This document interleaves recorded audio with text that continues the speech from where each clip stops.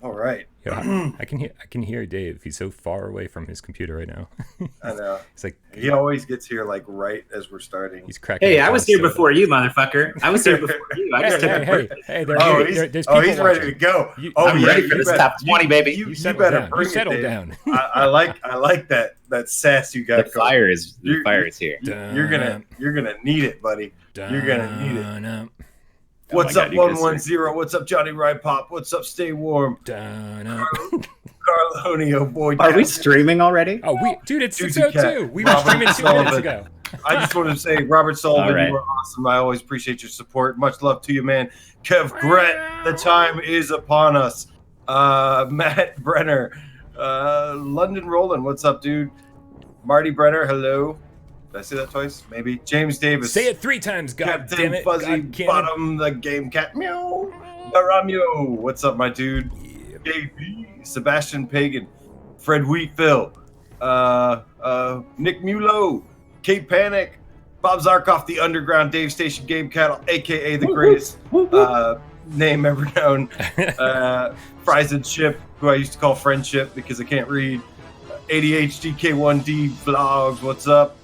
And Ash, she who games with her little monster cat, Buddy BBX, Dice on Fist Bump to ya, Delirium Drew, HM, Kyle, Bogey Mid. What in the hell are we doing? I love what Kyle just said. There's a lot more Hey, people than I anticipated.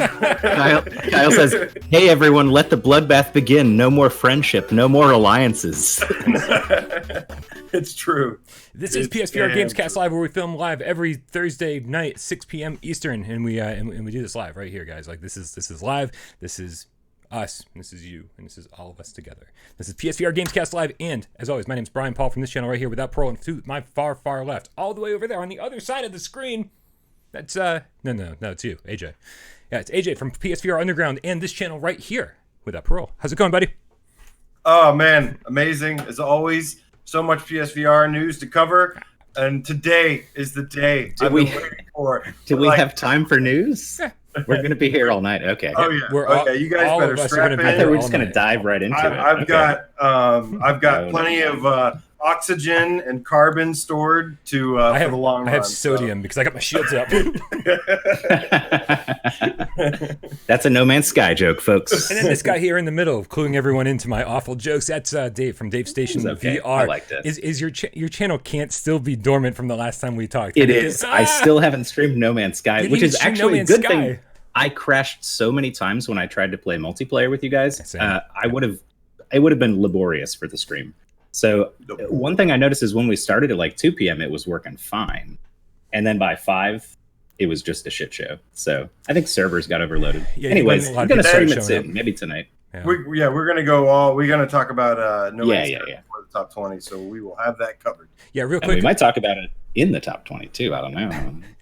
Before we even get into housekeeping, I do want to say a quick apology to not. Well, okay, first of all, quick thank you to everyone who watched the stream. And I couldn't believe anytime I checked in, anytime I took a quick break and saw the numbers of people watching, I was like, why aren't you guys playing this game? Why are you watching me play this? They were all at work. They were at work waiting to Right. get home. We had to live vicariously through you. So thank you all very, very much. Also, but actually, because it was so difficult trying to play multiplayer and trying to listen to you guys talk, and then I couldn't have my speech chat on to listen to the comments. That means I missed like a ton of donations, a ton of tips, and I like really like huge apology to everyone who donated.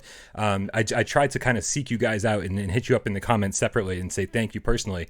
Also, we had to kick one of our loyal game cats. During the end of our multiplayer session, and I do apologize to our good friend who unfortunately we had to kick. So It was just crashing the We game. didn't- At the end of the day, it was just crashing the game. We So didn't, and the speech find chat out- was killing it was no fun to watch because I was talking to you guys and ignoring the stream. So like and nobody could unfortunately hear us. I gotta so- point out exactly. real quick, Brian. Yeah. She who games with their little monster cat says, "Good one, Brian. You learned what sodium is for." finally, Yeah. right. It only took 17 hours for me to just kind The- of drill that into my brain.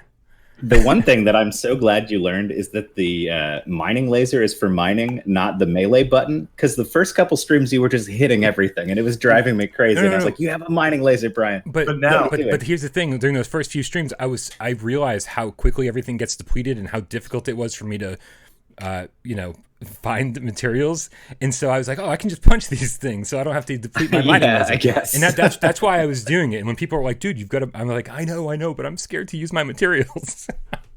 The one thing that you learn eventually, and we'll get into all this No Man's Sky stuff, sure. but you get the hang of it, and you're like, oh wait, there's actually stuff to refill my materials everywhere on any planet if I know what to look for. Yeah, exactly. Carbon is everywhere, ferrite dust is everywhere, sodium is everywhere, all that stuff. Yeah. So just got to know where to look for it. And also shout out to everybody that we spent time with in No Man's Sky with.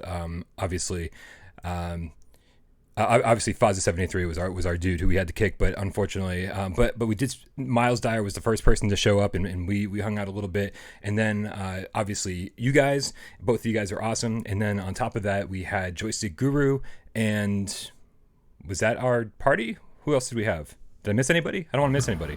Oh man, you can't put me on the spot like that. Yeah, last night I played with so many different people. I played with so many people. I'm not putting you guys on the spot. 13 or 14 hours yesterday. Whoever it is, Brian will apologize to you on the next GAMESCAST intro. Individually, one by one. That's all I seem to be doing these days, is just apologizing to people. Just get in line. Yeah.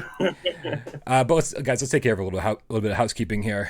First and foremost, make sure you subscribe to the channel if you're watching this. Also, join our Discord. That is more important than ever right now, because our Discord is going to be how you're voting, how you're going to help us create this top 20 list later in the stream.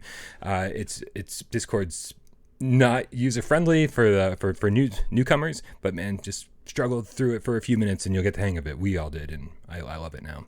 If we can do it, anyone can. That's kind of true, yeah, for sure. Also, make sure you hit us up on patreon.com/withoutprogames and support the channel. If you like what you see for $1 or more every single month, that is what I'm living off of right now, man, because YouTube is, I think they're getting stingy with the partnership program. They've been stingy. They've been increasingly stingy over the years. I think people used to make way more money than they do now. Seems like it. So thank you to all of our Patreon supporters. We appreciate you all. And of course, thank you to everybody watching at all times. Any more housekeeping before we get the ball rolling here, guys? Housekeeping. Nope, that's it. All right, good. Hey, real quick, guys, did you hear? Mr. Gamecat Canaveral says in the chat, did you guys hear that No Man's Sky has VR now? I heard that, but the big question is what kind of controllers does he use? The big question is, how do the graphics look? The big question is, are all the answers we're going to give you in just a few minutes. I did try the aim controller at some point during my stream, just because the DualShock 4 kind of functioned like an aim controller. I was like, I'm just gonna try it because why not? I'll see. Trying to trick the game, huh? It was so sad, man, because I was like, it really felt at a certain point when you're using the DualShock 4, you're like, oh, the aim controller would be a natural fit. So yeah, that's it. No aim. Excellent. I'm so sorry. All right, let's get the ball rolling here. We got to talk about some news. It's news time. News. AJ, what do you got for news this week? Anything good? Man, we had a nice surprise today, starting with an announcement of Witching Tower VR. And it's a new dark fantasy that's going to be coming out to PSVR this fall. And they shared a bunch of information on the PS blog about it. And it's basically an action adventure set in a dark fantasy world. This game actually looks spooky. So spooky. This game actually looks pretty sweet, and they have gone on the record saying that this is not just an experience. This is a full game that we'll get to be playing and having a ball with, and it's going to be mixing some action with like swords, some crossbow. You're going to be a necromancer named Anna, who's basically locked in a prison in a tower, and you're going to be discovering your powers, raising the dead to fight along your side. Man, and with all the bats that they had, I couldn't help but get some like Castlevania Order of Ecclesia vibes or something. So I am sorry. Yes, David. Stoked. Counterpoint. It doesn't seem, from what I've heard from people who've played it on PC, because this is a PC port. This is like an expanded edition. It was originally free on PC, and it was like 40 minutes, just like some little experience. And they added more to it and charged for it. So PC people have already played this version, and they said it's very short. There's not that much to do in it. It's more like an experience than a game. So bringing in Castlevania into it, it might have that vibe, but it's not going to be like... Yeah, I don't mean like... Trust me, when there's a Castlevania in VR... Oh, Jesus Christ, yeah. Right. Real quick shout out to K Panic, the No Game Cat Sky. says taking bribes, No Man's Sky for number 1, especially since the PC VR peeps can't get it working. Right. Oh yeah, man. I will totally take bribes for no. I'm not taking any bribes. In fact, I've already got my list all made up. It's right here. Did you see it? No, you didn't see it. Okay, next up we also have Laser Mayonnaise, who gave us a $5 donation, saying some catnip for our game cat leader. 12-hour streaming like a boss. Excellent, and I like that name. I don't know what it means, but I like it. He's very precise with mayonnaise. I guess he applies it like I think it just rhymes, Dave. I don't know, man. There might be something behind it. Who knows? I'm precision with my mayonnaise. It's half the jar on every sandwich. Nail it every time. Oh my god! I hate mayonnaise. What? Yeah, no. For the longest time, I couldn't get the. So I take mayonnaise in light quantities now because when I first thought about mayonnaise for the first like 20 years of my life, all I imagined was some guy with a mouthful of mayonnaise going glop glop glop glop glop in his mouth, and it was disgusting. So I don't like that's mayonnaise. disgusting. Dude, that's you. I thought that's fucking you, man. It's fucking. So I didn't actually mayonnaise. realize that this game was already out on PC. You sure this is the same one? I'm pretty sure. Is there not another Wizards game that just got announced recently for PSVR? It's got like a little catalog of spells on your left-hand side you can pick from. You sure and are asking a lot of questions there, Dave. I'm checking the Steam store right now. Witching Tower VR is the same game. Witching Tower VR. It's mostly positive responses. Let me check the reviews Obviously, real quick. we can't go by those, but yeah, this is going to be interesting because we've also got Undead Citadel coming out. So both of these two are going to kind of be fighting for my affection. Because both of them speak to me, and I hope they're both good. But really, when there's a whole bunch of the same genre kind of thing going on, there's only going to be one that comes out on top. So this one looks really cool to me. It looks very polished. They keep saying it's going to have amazing graphics and really great detail and stuff. So yeah, I'm definitely looking forward to this one. Oh, somebody just proved me wrong, and they're absolutely right. Yeah. I was talking about Waltz of the Wizards. Oh. So there's too many fucking Wizards games coming to PSVR, and we already have a lot. Some people say that. I say there's not enough. That's why I wanted to ask. I get confused. Waltz of the Wizard does look like a cool kind of experience, though. That's the one I was talking about. So I retract everything I said about Witching Tower. I don't know shit about it. It's probably great. So, forget I said anything. No, actually, I'm glad you mentioned that. Waltz of the Wizard was announced recently, and that looks pretty good too. It was re-announced recently. We did it on PSVR Theater like 2 years ago, and it just disappeared for I remember that a long time. There's a lot of games like that, I feel like. Yeah, you guys covered way back when. I feel like... Yeah, like Foley, A Dear Father was one of them. So it's like, and that's just got re-announced kind of. So hopefully we'll be seeing a lot of those games like come to fruition. Resurfacing. And I Mono hope Wheel. The things How about Mono Wheel? Mono Wheels, absolutely. I want to see that game. My hope is that a lot of these games went back when they started seeing, okay, VR is a thing now. People are sick of VR experiences. People don't want these short little, 20-minute things. I'm hoping a lot of them went back into development saying, we got to salvage this game by making a full game out of it. That's my hope. I know a lot of dev teams don't have that luxury. They don't have the manpower. They don't have the money to do that kind of thing. But that's my hope, secretly and publicly now. So, all right. What's up next on the agenda, AJ? We have... just today also, Electronauts has announced that the Heat Wave update, and they've added 35 new songs to it. Which is insane. Yeah. There were like 40 already, so they like doubled it pretty much, right? I actually think, that is possible. It was somewhere around 40, 35 or 40, so they pretty much doubled their... That's insane. It might have even been more than what they had originally on there. Yeah. But yeah, fun little game where it lets you DJ, and a lot of people say it's underrated. I kind of agree, but the problem I have with it is that it's only electronic music, it's only technical, and so expanding on the library is how you're going to make that game bigger and better. And they added Childish Gambino, who I know who I know as Troy from Community, but I love I like some of his work, and like I said, even though it's not my genre, I'm a metal guy. I still think it's pretty cool, and to get a big name like that is pretty interesting. I wonder if they have This Is America on there. I like that last song he did. Yeah, that'd be really fun to remix and play around with the vocals. I mean, some of my favorite ones are the ones that really heavily feature vocal tracks, like especially with rapping or singing, where you can like clip it like a sample, and you just like do and then it plays. I love it. That game is so good, guys. If you don't have Electronauts already, it's Servios, who's made pretty much all classics, all great games. Sometimes they don't always get the respect they deserve. Electronauts is one of those, I think. But it's a real chill experience if you guys don't have it already, so grab that shit. If you ever want to be a rockin' club DJ, but have no skills whatsoever, this game's got you covered for sure. Yeah, you just got to hit orbs and stuff. It's fine. Yeah, it's hard to make anything sound bad, and you can look really cool while doing it too. So, yeah. It's a good party game. Not a bad party game, especially if you like music and stuff. It's like a wish fulfillment thing. It's like, I'm never going to be a good DJ, but man, this game's going to let me be one. Yeah, I've had friends over who liked it as much as Beat Saber, just because it's fun. Like, if you're in a party, you got it pumped up, you're just like playing a set for everybody. It's really fun. Yeah.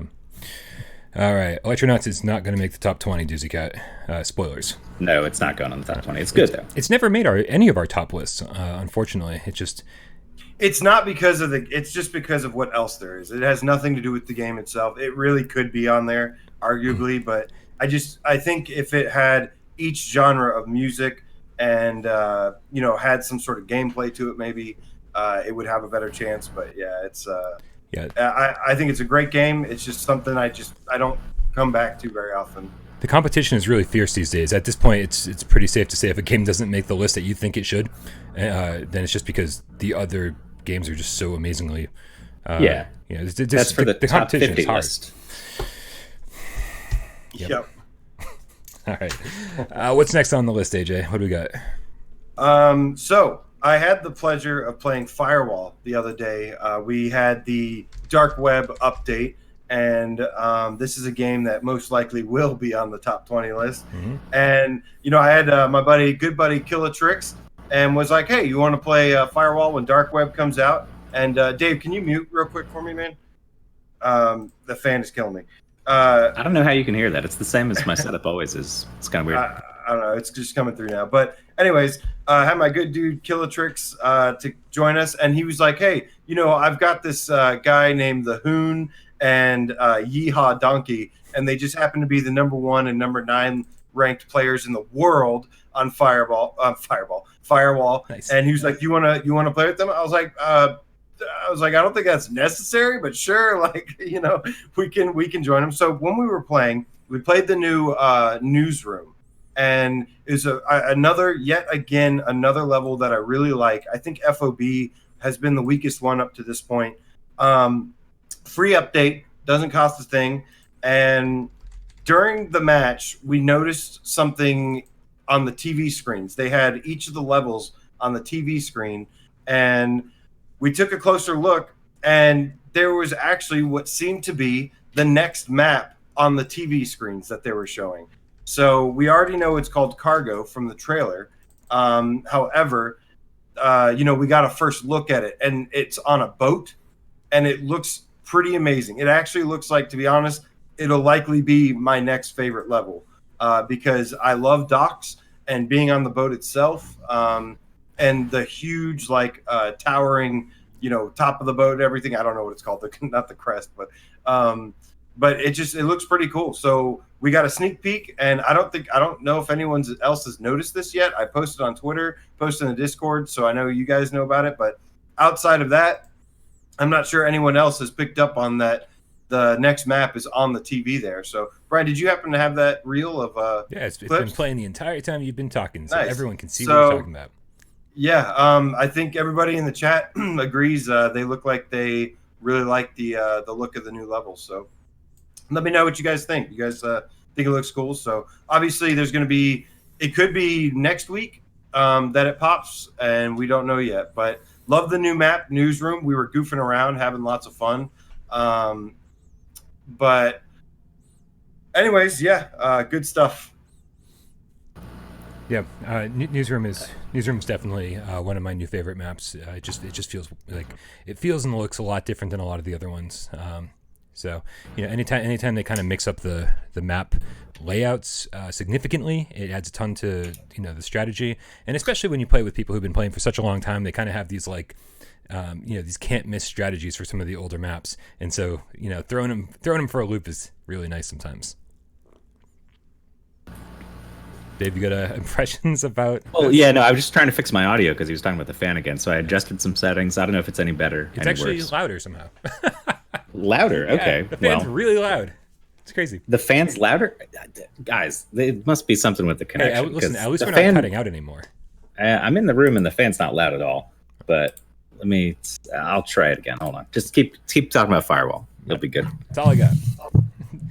AJ, maybe we should move on, first you should unmute your mic, AJ, and then we should talk about the next news story.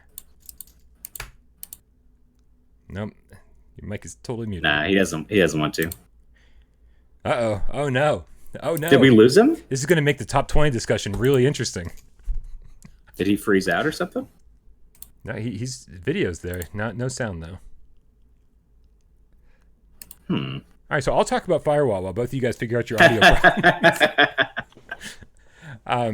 Yeah, no, I dropped in just a little bit to Firewall and played while AJ was doing his live stream, and I had a lot of fun. I got my butt kicked, but it's one of those games that the people who are playing Firewall for the most part are playing every day. They're hardcore Firewall devotees, and I want to spend more time with that game. I want to be better at it. I hate dragging my team down, and you always have those moments where you're like, holy crap, I killed 3 guys that round, and it's just nothing feels better than that. So yeah, I'd like absolutely. to be that guy more often. It only happens to me when I play with people who are really good. And the best I can get is that they're like, oh, you were good at the callouts after you died, which is pretty much my sweet spot because I always die first. They're really good. That's helpful. And I'm not, so I'll just carry out the back end of it. Knowing those maps inside out and being able to like throw out the callouts like at a moment's notice, being like, oh, this staircase here, bam, like, but I'm like, to your left, and they're like, who are you talking to, and what left do you mean? And I'm like, I don't know. I'm so sorry. You're already dead. Wish I could help you more. But that's that. I don't know what to say. All right. All right. I don't. So in AJ's absence, do we have the list here? We can pull up. I think I can just. Oh, there he is. AJ, you sound. Hello. Oh, hey, we're good. Fantastic. I don't know what happened. I just rebooted everything, and sorry about that, guys. You sound great. We totally covered you in your absence. It's like no one even knew you were gone. We just. You better been talking about how great Firewall is. We were talking about how none of your games are going to make the top 20 list. Wow, that's a lot of games. Dave and I formed an alliance while you were gone. It's a lot of good games. You're gonna be missing out. You can't lie to the people. Yeah, Headmaster's top on the list. Oh, you guys saw that in the thumbnail. It's right there. All I was trying to say when my thing stopped working for some reason was Justin Gamecat Turkson said that he liked FOB and that he thought it was a clever thing. I thought it was too. I actually really liked the idea of it, but I think the execution of the level was wasn't as quality as the other ones. Still, I enjoy the level, I really do, but I just don't think it's up to the level of quality as the other ones were.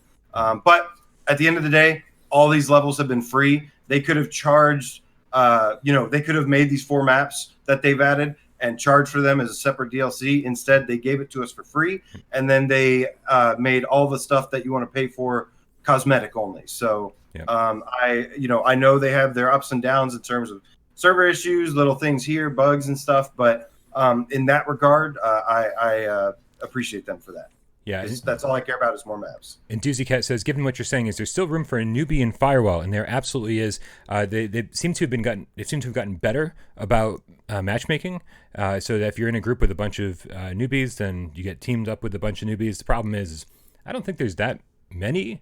Don't worry. The thing is that I always enter the game and go, hey guys, I apologize. I'm going to really bring the team down. And everybody's always really nice. So if you're new to Firewall, it just seems like it's such a positive community that they will embrace you and be like, don't worry, we've got your back. We'll revive you. If you want to go in and get the kill, they're saying, hey, that you can pick up that XP over there, or you can hack the laptop because we know you need the XP more than us. And so people are really, really considerate.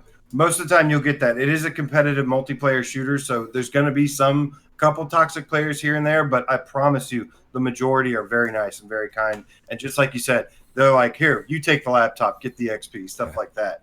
That's the majority of it. Because PSVR is awesome, and the community is awesome.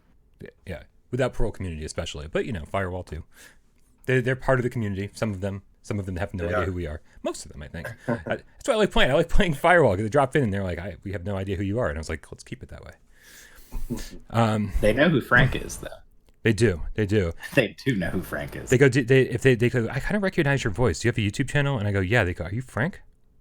Like, right? Yeah, I've had that before too. Yeah. I'm like, yeah, I'm Frank. And then everyone goes, I played with Frank last night. I was like, cool. All right. Let's move on.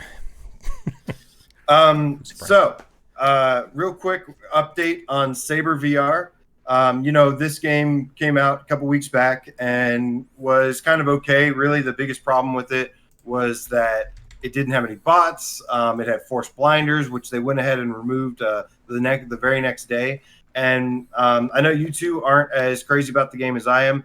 I enjoy the game. I like the gameplay of it. I do think it has a long way to go, though, in terms of till I can recommend it to absolutely everybody.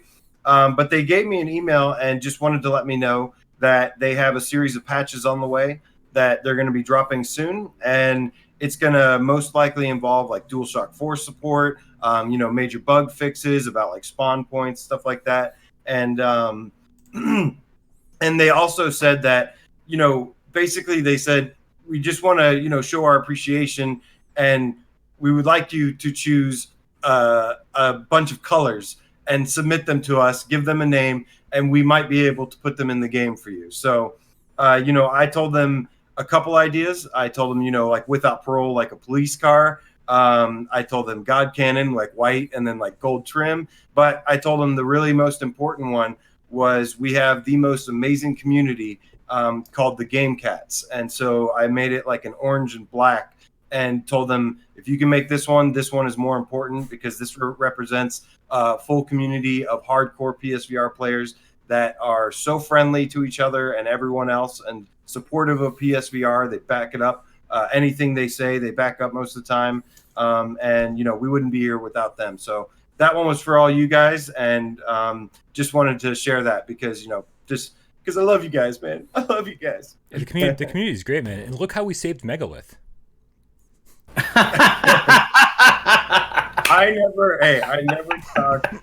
never talked about Megalith. Zing! Holy shit! No, I don't mean the game Zing. Sabre, I mean Zing with a Z, not an X. Sabre has a cool Transformers vibe. I want to give it a shot. Some games have rough launches, as you are aware of probably, and it's not really up to us to turn that game around for them. But look at Space Junkies.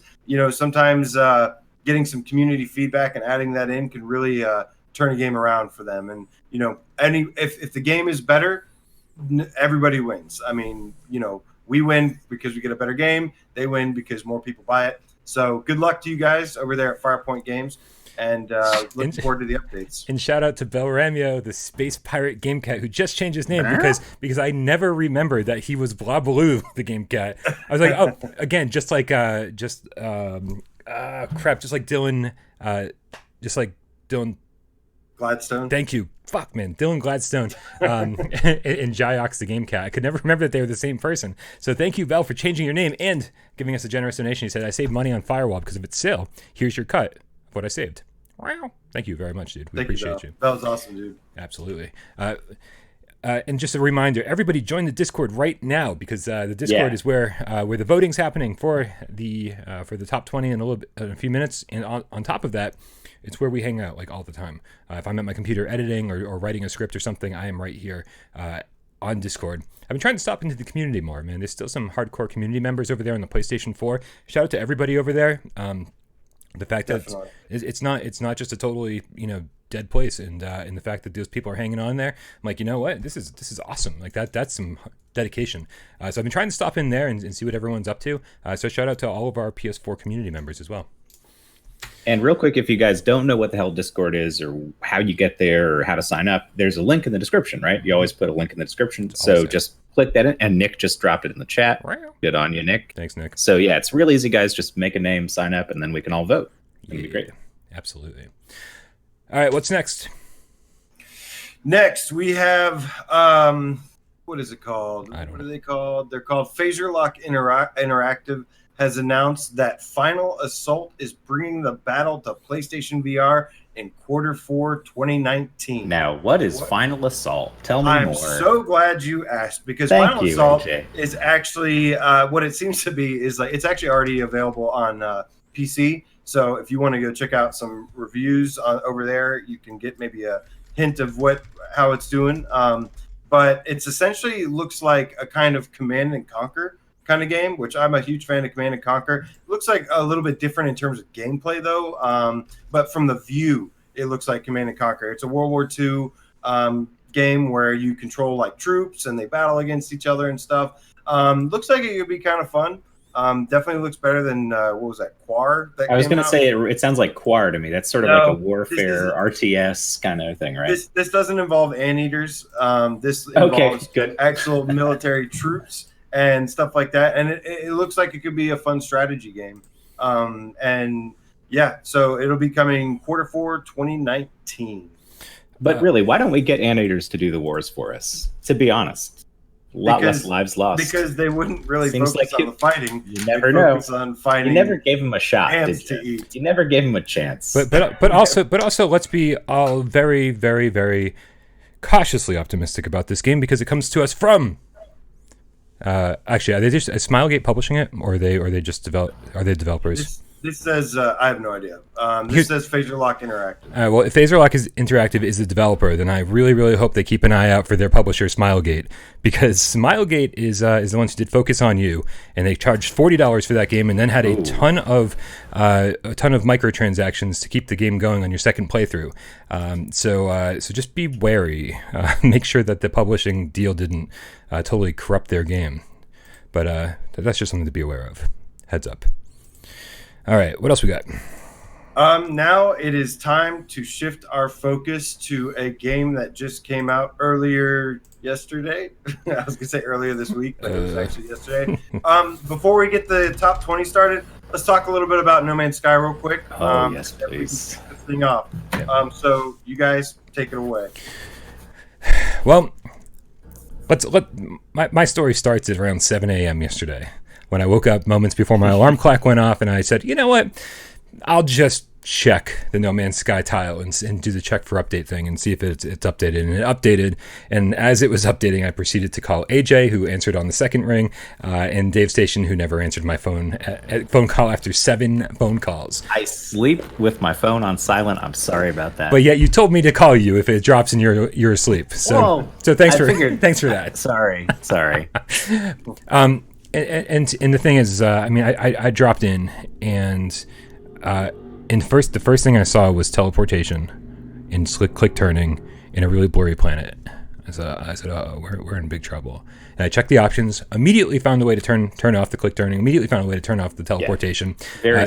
Very simple. Ran around using move controllers, and I was like, and obviously that takes a while to learn, very Skyrim-like in terms of its complexity and button mapping and stuff. But once you get the hang of it, awesome.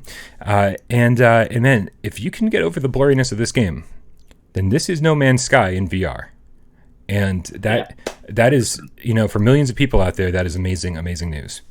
In some ways, the graphical, the blurriness isn't ideal, but the VR adds it like so much to it in so many ways that the experience is arguably much better, even though it's blurry. I agree. Even though it doesn't look as crisp, you get the experience of like a tactile way of interacting with mining and creation, and mining with your hands with the move feels so much more satisfying than using the DualShock 4. And you just feel very everything's been scaled properly, so your ship when it lands looks majestic and huge, and you're just like, holy shit, I'm taking this bad boy to space. And then you go to space and it looks beautiful. I mean, there's blurriness, but some of the color palettes and the weather effects, the art design of the whole game kind of still comes through, and you don't lose that. It's just like you put a little Vaseline over it. Right. But they do have a pro patch coming, I think. So we'll see how that goes. I think, I think that was the one thing. I'm really surprised from all the first impressions we got that nobody mentioned the blur, because, there are parts of the game. This is the funny thing, is that I've got certain planets, and there are certain parts of the game that still look pretty stunning. But there is this blur, especially when there's a big distance of stuff. And if you played the No Man's Sky flat, you could tell when how it generates everything and the pop in and everything. So that was kind of to be expected. But I think it holds it back just a little bit. But I would love, because this is the thing. At the end of the day, I'm going to spend probably about 300 or more hours in this game. Yeah. And, you know, the first thing you notice is, hey, this is kind of blurry. 20 seconds later, you're like, oh my God, like this is amazing. Yeah. This is so much fun. There's so much to do. The move controllers took a minute to get the hang of. However, as soon as I did, like even flying the plane, I know some people are struggling with flying the plane with the moves. It doesn't matter. It is there. You have to learn it, sure, but you have full control over that ship, and it works beautifully. And another thing I want to touch base on is the menu system and how they've revamped the menu, the UI, everything. Because I think between the controls and the new way of going through your inventory, doing everything, it's amazing with the move controllers. Real quick shout out to Nihilist Ryan, the game feline. $5 donation says, I've never played a video game for 12 hours straight in my life. Man, I wish I could say the same. He says, that was good, God tier gaming. Huh. God tier. I think I've reached your status, AJ. Thank you very much for the donation. Yeah, it was a long. The last couple hours, I can't lie. My brain had just shut down, and I didn't prepare very well. My brain cells, I could just feel them dying one by one. I hadn't eaten really all day. I hadn't really even prepared as much coffee as I would have liked. But yeah, real quick, AJ, I want to address something you just said about the UI. Is there a way when you're scanning through your inventory to make the descriptions of each item not pop up? Because I would be scanning through my inventory looking for something, and this big dialogue box would pop up, blocking everything else in my inventory. Are you talking about that? Yeah, you're right. I don't know which dialogue. So what he's saying is, like, if you're holding up your menu in one hand, like your left hand here, and you're pointing at it with the right one, when you hover over something for a minute, it obscures the rest of your inventory because it shows you info on that thing and it expands. And it's not a minute. It's like immediately pops up, and then you're like trying to just move your controller out of the way and look for what you need. It can be hard to see your whole inventory while you're pointing at something. And it's a minor concern, but I did notice that actually. I wouldn't have brought it up, but now that you mention it, like, yeah, that's something I definitely didn't notice, because typically when I'm going through the inventory, there's so much that I need that pop-up. Like, that pop-up is what I need. I don't think I ever once was going through my inventory and was like, oh, move menu. That did not happen. I will say the UI for menus in this game is so well done as far as a VR port could be handled. Like Skyrim, so much better. I can only really compare it to Skyrim VR, which did not port the UI into a VR-friendly Even Borderlands a little bit, man. Yeah, especially Borderlands, that floating thing that just like clipped through everything in the world, and you had to like strap to your face HUD-wise, so you couldn't really ever see at the edges of it. Yeah. So they did a lot of things right with the UI and the menus in this, and those carry over to the regular flat screen game too. But they're so intuitive in VR that once you get the hang of it, like recharging your stuff, anything you need to do, so easy. You just look in your little hand menu, pop, and you're good. Yeah. So it's very good. Shout out to Miles Dyer, who just hit us up with a tip as well. Said, this is for all the laughs with you guys on No Man's Sky and Planet. Na na na na na na na na na. So I'm going to put a break here in the middle of his comment. The downside of what we were doing yesterday with the stream was that the stream couldn't hear any of you guys talking to me, and it was so disappointing because I was laughing so hard during certain points. And when I found out that Miles had named his planet na na na na na after the Jurassic Park theme song, I couldn't even contain myself, and I was laughing. No one understood why. He said, also, after 2 months of job hunting, I just got my first paycheck. Yay. Congratulations, Miles. Nice. Well done. Yeah, that's one thing, though. A lot of games, they struggle to implement move controls and, getting the UI right and everything, the menu system. And I truly believe that this is probably one of the best implementations of it that I've seen yet. They really knew what they were doing when they did this. And also, people keep asking, is it Pro Patch? No, it's not Pro Patch. It probably looks a little bit better than the OG PS4. There's probably not as much aliasing and stuff, but there's still there is a blurriness thing going on there. And I do believe, if there's any indication by how this game has been supported from day one, that there will be a Pro Patch update just like Skyrim got, and it made a world of a difference. Mm-hmm. And that was like night and day from pre-patch to post-patch for Skyrim. Looked beautiful. The water became like amazing. Incredible. To be honest with you, I couldn't even play Skyrim because of the way it looked on the OG PS4. It was rough. On the Pro, it was a little better, but not until it got patched was I like, wow. With No Man's Sky, I actually, even though it has some blurriness here and there, there's still tons of moments where I'm like, wow. We went underwater. We went like into the caves. So it still needs some work. And I really, I hate that. I wish it had a little bit more time for me personally for this list, but I do think it is going to be eventually fixed up a little bit, and I do believe when it does, it's going to be a force to reckon with. So real quick, I just want to mention some people in the chat were saying, and I just confirmed it on Reddit and stuff, there is a new patch out for the PSVR version. So it's 2.05, and I think that dropped like 4 minutes ago. Okay. So it's just now available. I haven't been able to find the actual patch notes yet online, but I might just install it here and see what it says.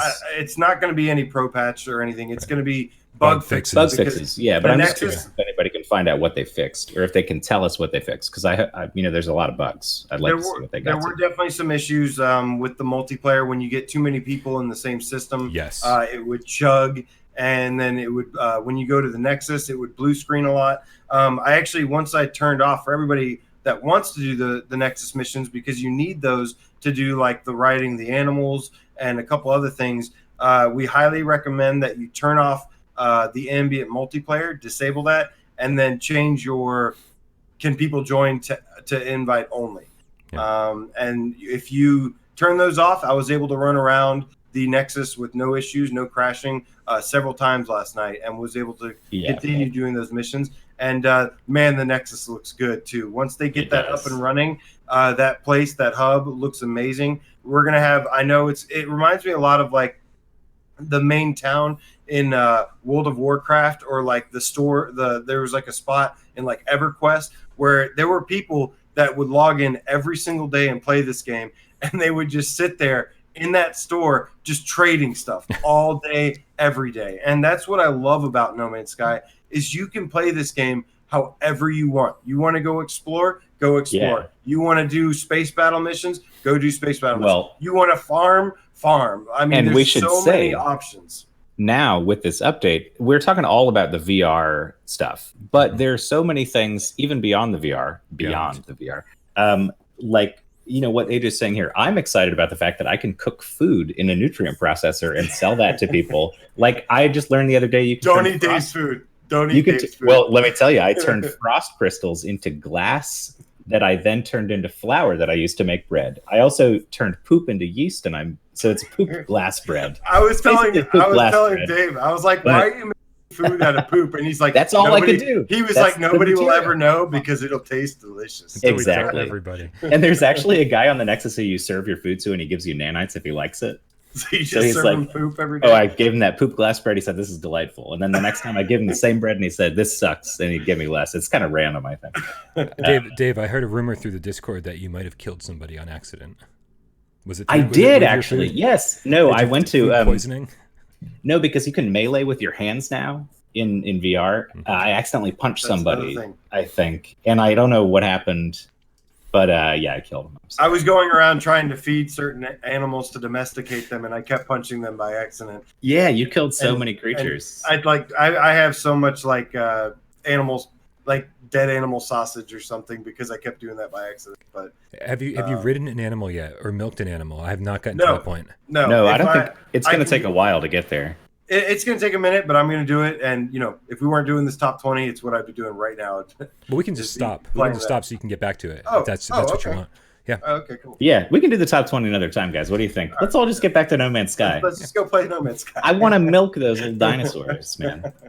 This is less important. It is crazy though when you get to a planet with like a lot of little animals and you start feeding them, and there's like this feeding frenzy. They come from everywhere and just like, I'm like, holy crap! And those are the moments where you forget about how blurry the game is. When you're like, oh wow, just look at everything that's going on. The moment you hit R2 to lift off the planet, and it just happens so seamlessly, and you just aim towards space and blast off. You're like, No loading screen. Like that was kind of the running joke on Without Parole for the last couple of weeks was, I can just imagine that as soon as you hit the atmosphere, it's going to freeze and there's going to be a little loading bar.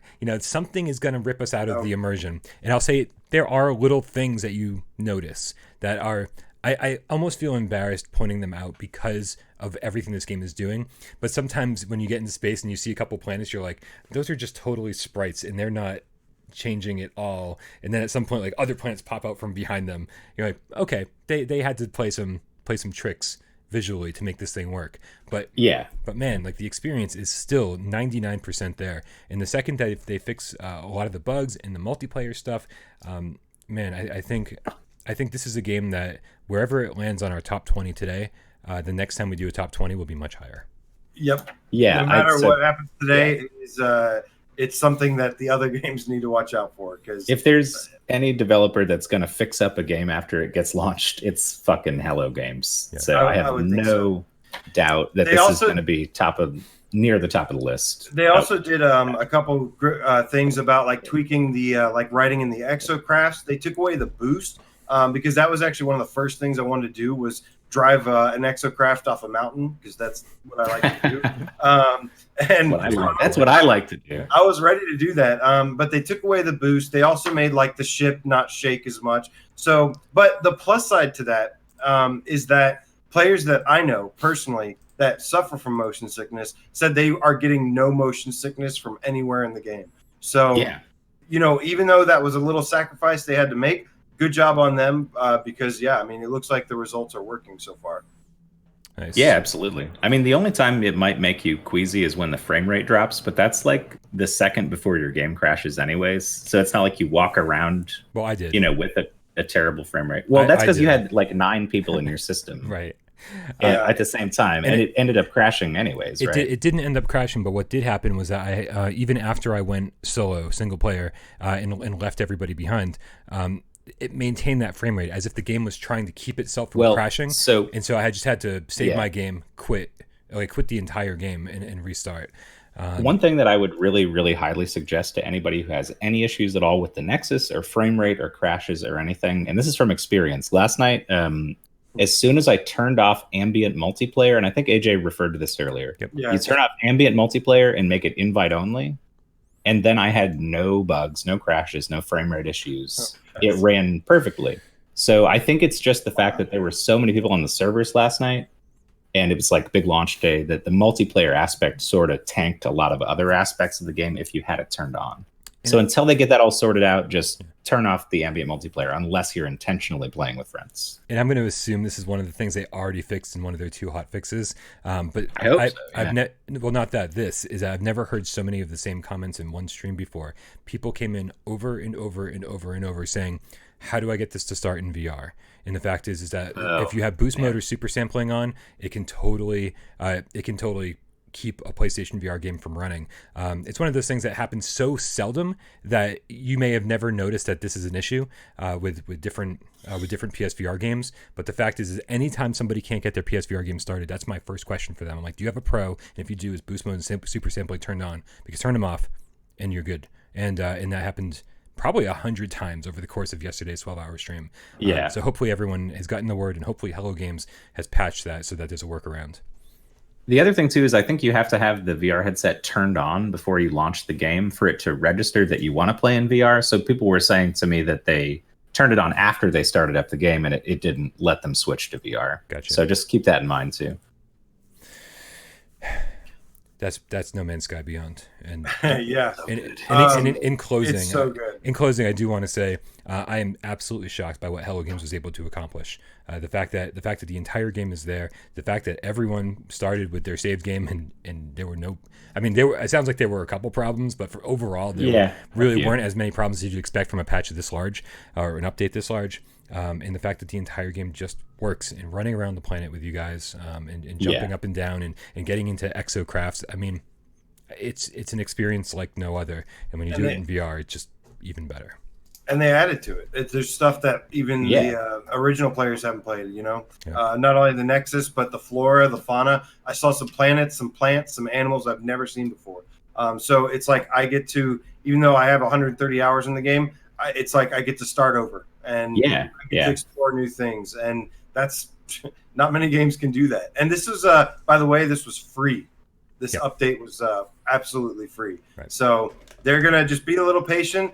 You'll still, even with the blurriness and stuff, you'll still find it very fun to play. It's not going to, a lot of the times I can play a game and the graphics kind of hinder my enjoyment. That is not the case here, because there's still a lot of detail and a lot of stuff going on, to where it's, and variety, that it's like, it just doesn't affect it.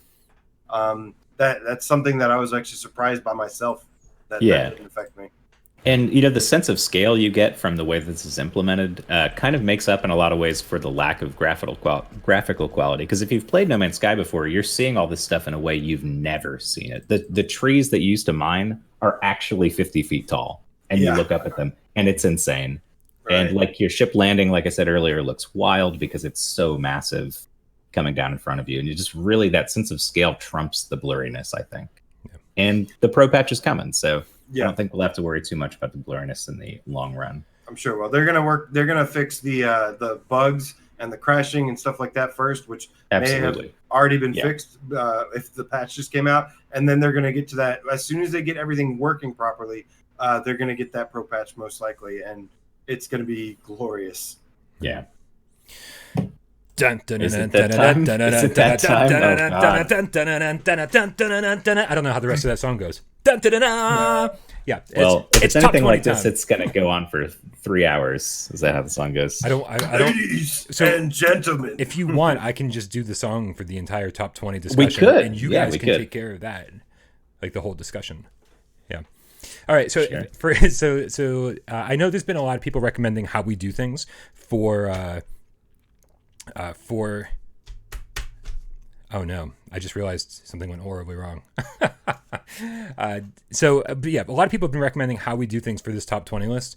And I do need to go to a static screen here because I need to make a few changes behind the scenes that I don't want you guys watching, unless you guys can edit permissions on things. Can you guys edit permissions on the Discord?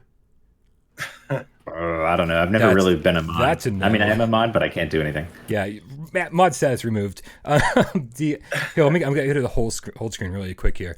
There we go. While you're doing that, Please. I do want to say I'm actually, there are some things I would like to see. I'd like to see HOTAS support. And this isn't like stuff that has to be in there, but I would really like to see HOTAS support, even maybe wheel support for some of the exocrafts. JD and I are going to get down on some exocraft racing. Hell, even maybe aim support. Even though I don't, it may be weird. I think they should just do those just because we have those things to do. So yeah. I mean, HOTAS would be awesome if they had like a hot swap where you could be playing with moves and then you sit down in your chair when you're about to take off and you switch to HOTAS. Because I love being on the ground with the moves. It feels so good. It feels perfect. Yeah. In the air, the flight takes a little bit of getting used to. I mean, I played like all day yesterday and I'm still just getting the hang of flying. Yeah. I told you, we talked about it last night. It took me, but I wasn't flying the whole time though. So that's the difference. You know what I mean? Yeah, you fly every now and then. But it took me a while to get used to the flying controls. But man, when I did, I was off to the races. I mean, I can cruise around trees. It's that precise. And it's pretty amazing. I do backflips and gainers. You guys were like, land on this landing pad that's 100,000 feet in the sky, and I'm like, okay, let me do a backflip and then land on the landing pad. The funny thing is, you were doing that on purpose. When Brian was trying to land, he kept doing backflips, and we were like, "What are you doing?" And he was like, "This is not on purpose." And I've definitely done that myself too. And that's the only time you really get motion sick, when you're like, "Whoa, I don't know how to control this fucking thing." Yeah, doing loops. All right, Dave, real quick. Still great. Dave, that one was for you, Guru. I need to make sure that you guys can go to the top 20 channel on the Discord. Let me check the top 20 voting channel, and you guys I need to make sure that you guys can type there and actually leave messages that people can see, because I actually can't do it. There we go. I can see Dave's test. Yeah, it worked. Okay. Wait, so you can't type in here? I can't. I can't change. You're like the head mod. You created the Discord. Dave, I can't change the screen, because if I change the screen. Oh, I got you. Then it'll change the... say no more. Yep. Say no more. All right, good. All the moderators are able to do it. Cool. Well, then in that case, now I am off the hook, which is great. And that means I can now get back to my job as producing the show and get rid of this screen. Scene. Cut. Hey, we're back. All right. So here's the thing. For anyone who wants like full control of voting, for anyone who's like, man, I want to vote for a specific game. I want my vote to be everything. In just a couple months, we're doing the PlayStation VR Award Show 2019, and your vote will 100% dictate everything. You are basically our assistants today. Everybody in the chat is helping us out. Everybody in the Discord is helping us out. Obviously, if there's a ton of people in the chat saying a game that we're not talking about, then we need to recognize that, and we need to say, hey, this is a game that the community is endorsing and saying that this belongs on the list, and maybe it belongs at a certain point on the list. But as far as voting goes, it's a lot. Me, AJ, and Dave are going to have issues trying to figure out where certain games go. So make sure you join the Discord. Talk to me. Who said that? And you guys are going to help us kind of be like the tiebreaker, right? When we need it. So you're going to be basically helping us put games in order, less than actually putting certain games on the list. But again, be vocal in the comments. If there's a game we're not talking about, if Battlezone is a top 20 game for you, we need to hear that. Even though it's on my list, but is it? I don't know. We're going to find out. So just to be clear, though, before we get into this, you're in the Discord right now and you're looking at the top 20 and you start seeing stuff pop up. You can't type in there, but the way we're doing it is reactions. Right. So if you don't know about reactions on Discord, you hover over the far right of a comment and there's a little emoji face that pops up. From there, you drop down a reaction. Right. That's how we're going to gauge the votes. Except we need to decide which ones are the actual ones that count for votes, right? Because you can put multiple emojis. Right. Listen, so we can't count every one of them. There's a lot of different faces. There's a lot of different cats. I just want to make this super simple. We were originally going to do it with cat faces, but there's too many cat faces, right? And we want to make sure that everyone only can vote once. So there's only one heart. It's a simple red heart. All right, I like it. And so the deal is you don't even have to go find that heart on the list. You just click that heart that you see that somebody else voted with, and it'll add your vote to the heart. Yes, exactly. Just like a like on Facebook or whatever. Same thing. If anybody uses any other reactions than the heart, it doesn't get counted. That's it. Real simple. All right. So we did spend some time talking to each other about how this was all going to work, about the best way to do this, kind of cut through the crap that we had to struggle with last time on the last top 20 list. And the way we decided was that we have to do this in sections. And in fact, we have to start with the most important section, which is section 1 through 5. And the three of us are going to try to tell you, or try to tell each other, or fight for the games that we want in that section. After we've gotten the 5 games that we can all agree on with you guys in 1, 2, 3, 4, 5, then we move on to 6 through 10. When we move on to 6 through 10, if one of the games on my list didn't make it in 1 through 5, well, then suddenly I'm altering my list, right? Something has to go if one of my top 5 didn't make it, so that I can put it on 6 through 10. And then we continue on and on for 11 through 15, and then 16 through 20. And then at the end of it all, we're going to go back and we're going to put everything in order, and it's going to be insane, and I can't wait. And I'm also really scared because this is a huge undertaking. We're going to be here at midnight, guys. We're going to be here at midnight. Oh, God, stressful. I haven't eaten anything, so let's strap in. I haven't eaten. Better Uber Eats. You better get that Uber Eats on speed dial. We got to beat the pizza guy. I have it on. Yeah. Gotta beat the pizza guy. Oh, I'm so hungry and I'm so tired. And this is all the coffee I have left. This is gonna be rough. Yeah, it's gonna be rough. All right, so you guys ready for this? I'm excited. I guess so. Let's do it. The question is, are you both ready to feel pain? I'm about to inflict some pain, AJ. Don't even worry about it. Okay. So do we have a moderator that will be in charge of putting the names in the Discord for us? Nick, can we count on you? I saw you posting in there real quick, first test before we even hopped in there. So if you're on it, if you're down, let us know. All right, here we go.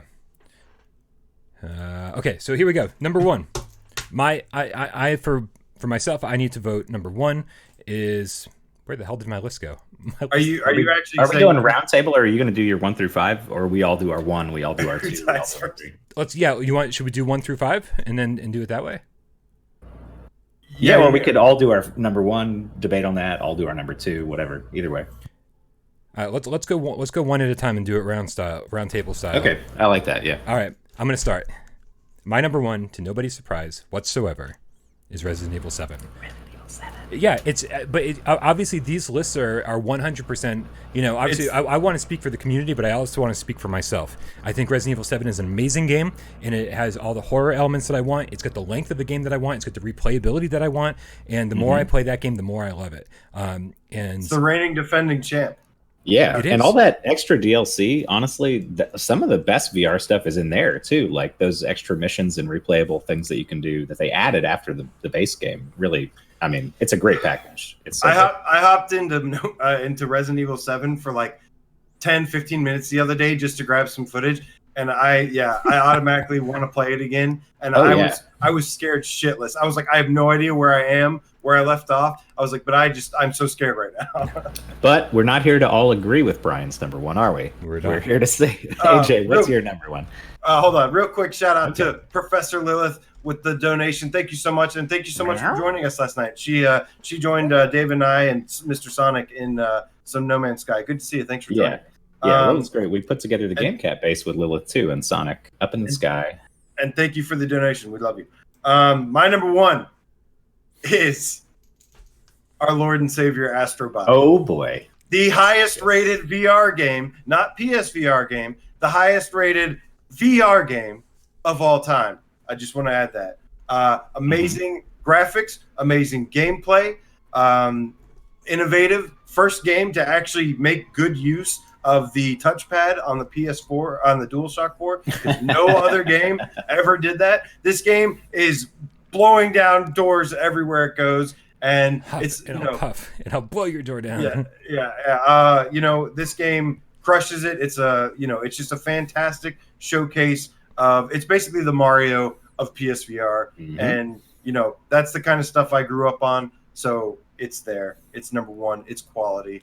It's amazing. And it's got an amazing soundtrack. It does. That soundtrack, and when Astrobot runs by and looks at you and waves while you're controlling him, like if you're not smiling when you're playing Astrobot, then get back on your meds, because god damn, this game is just. I'm not a super happy person in real life, right? Like I get off the stream and I go like lay down in bed and stare at my ceiling and go, so miserable. And I play Astrobot and I'm like smiling and kind of just like bouncing around to the music. No, Astrobot, I totally understand why that could be anyone's number one. Yeah. And I got to say, it's my number one, too. And you kind of already said almost everything I was going to say about it. It's a fucking almost perfect game. It is probably the best VR game I've ever seen in terms of it brings that experience that everyone's familiar with, the 3D platformer. For decades, we've loved these things, into VR and into a space where a lot of people say, why would you even play a third-person VR game? That's not real VR. But this game proves that that's so incorrect. Right. Because the way things are designed to take advantage of that depth and the height and the scale that you have is like you're looking for stuff.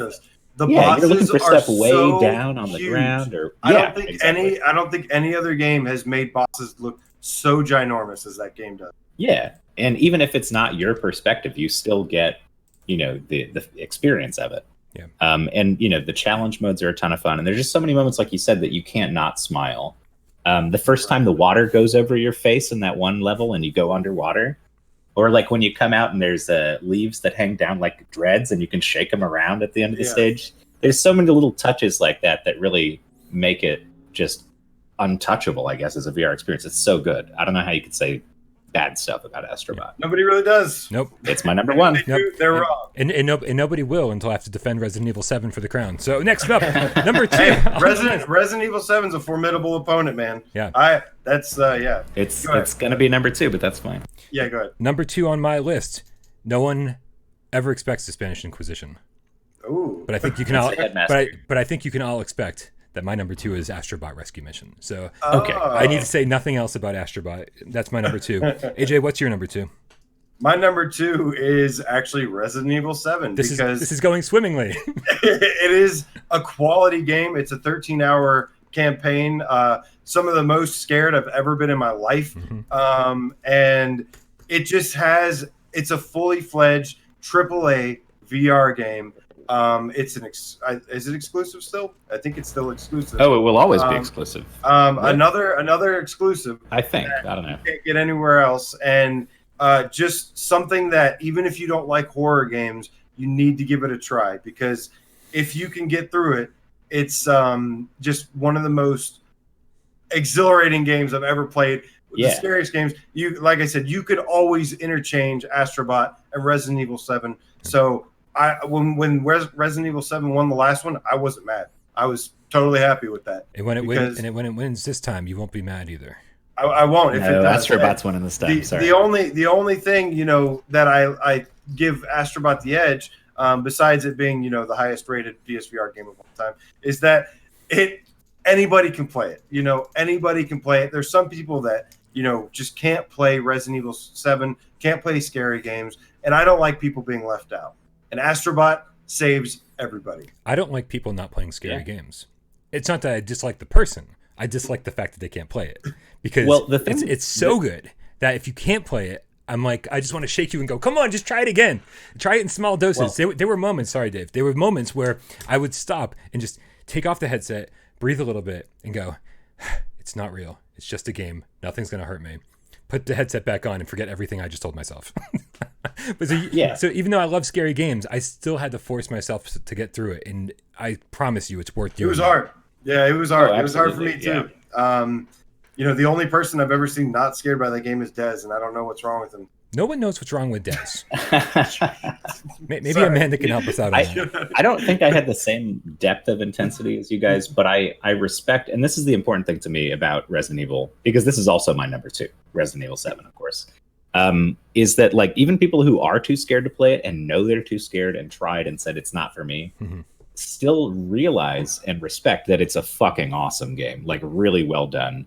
And it's I want to play it, but it's so well done that it's scaring me too much and I can't do it anymore. But nobody says I hated it because it was too scary.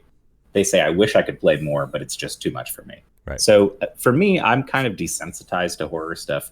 Nothing really in movies or games scares me that much. Maybe a few things in Dead Space, the first one. But it's pretty rare to see that. Alien Isolation, there's only a few instances. And with so all of that aside, I never felt like I couldn't proceed because I was too scared, but I loved every second of it. And with all that aside, Dave, what is your number 2? I just said it already. It's Resident Evil. That's why I'm talking about Resident Evil. Excellent. Let me just Perfect. One more thing, Resident Evil. For those who feel like they can't get through it or they can't do it, let me just let you know that games are meant to be beaten. No matter how hard a game looks, it's always meant to be beaten. It's meant for you to beat it. So if you think you can't, you're wrong. You can. It's just, I understand if you don't enjoy being scared. I totally get it. But there's nothing stopping you from being able to beat this game is all I'm saying. That was so inspirational. Yeah. At the same time, though, really, if it's not your thing, if you really don't like it and it's too much for you, just, know it's a great game that's maybe not your taste. Go watch a walkthrough. Yeah. No, I mean, it's still obviously deserving of a spot in number 2. Not number 1. Number 2. 3. Now that we're here. Are you guys ready for number 3? Oh, I'm ready. Number 3. Again, not a huge surprise here. I think a lot of the top 10 won't come as a huge surprise to many people.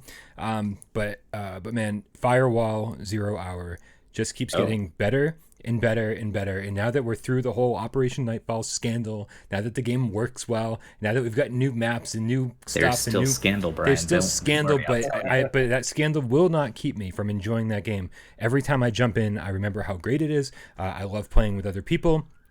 I love squatting up. I love playing solo in public matches. Not playing solo, but you know what I mean. But not squatting up ahead of time and doing public. And then and all these new maps are insane. I love what they're doing to this thing, and it's the best use for my aim controller out there, and it never gets old somehow.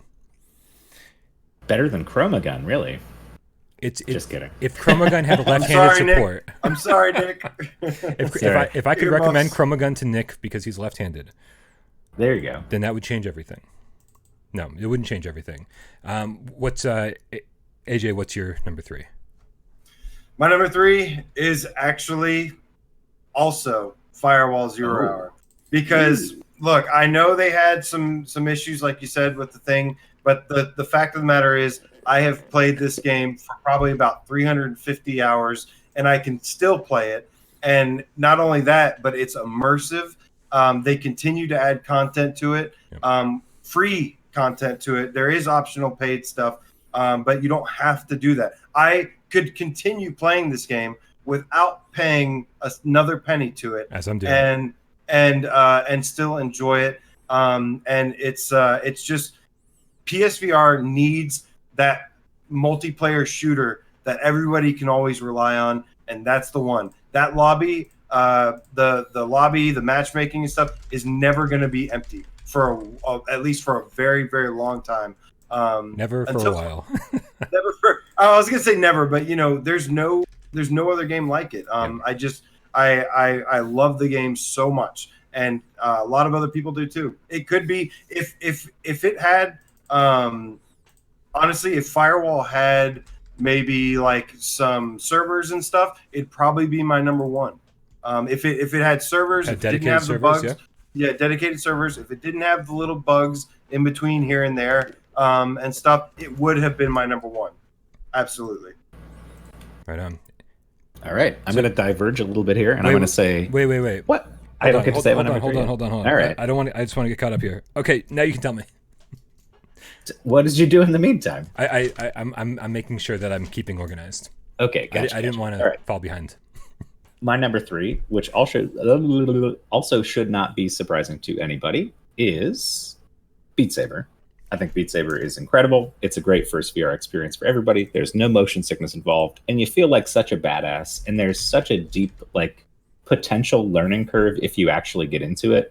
I've always been a huge fan of rhythm games, and that feeling of okay, I can do it on easy, and then okay, I can do it on normal. And then you start putting your toe in expert, and you're like, well, I got my ass kicked, but I'm going to try again.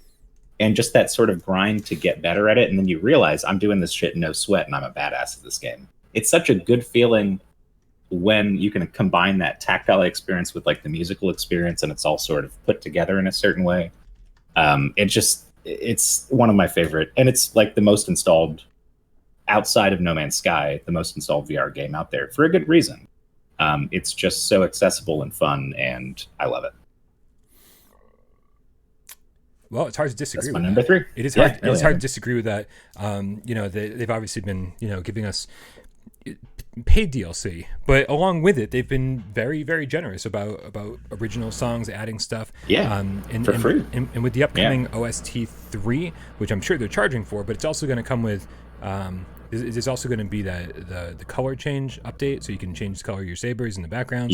That is, I mean, just so many more reasons to go back and kind of customize that game and make it your own. Obviously, the number one thing that people say about Beat Saber is, it doesn't have the custom songs from PC. But man, they are doing everything in their power to make sure that your $30 is well spent on PSVR. Yeah, and the thing I got to say about that comparison is, so you don't have the custom songs, but the actual experience of playing the game is unbeatable on PSVR because of the controllers. A lot of people give the moves shit for good reasons for any number of games, but for Beat Saber, they are actually the perfect controller. The Oculus controllers are in no way better for Beat Saber. They're actually much more awkward to play with, and the Oculus Quest is the same way. This is like the hilt of a lightsaber that you're holding in your hand. I love the way the controller. So in this game particularly, the moves are an advantage instead of a disadvantage. And so I think PSVR is probably one of the most fun places to play Beat Saber, even if you can't play, Michael Jackson songs or whatever. It's still awesome. New places, I think OST will be free. Have they mentioned the previous OSTs free? I feel like the only ones that they charged for were Monster Cat, Imagine Dragons. So those are outside. Those aren't OST. So I think OST 3 would probably be free. And they've given us a bunch of other free stuff in the meantime, too. There's 4 or 5 free songs at least. And maybe 6. And if that's the case, it's going to be free, then yeah, I mean, seriously, just take everything I said and double it. Because, the Beat Games really knows what they're doing. So that's voting. Back to me. Ooh, that voting. Ooh, let me take a look at this vote. Voting is good. Yeah, don't say anything. Don't say anything. But, hey, I like this. Hey, I can't look at it. I'm so sad.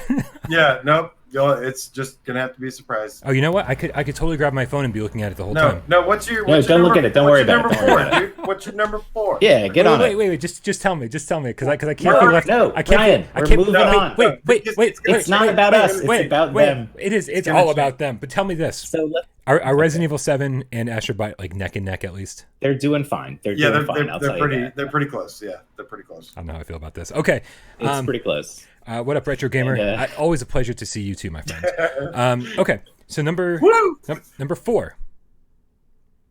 I'm so excited to tell you guys because this I can't wait. because this particular game changed spots on my top 20 list probably 7 times.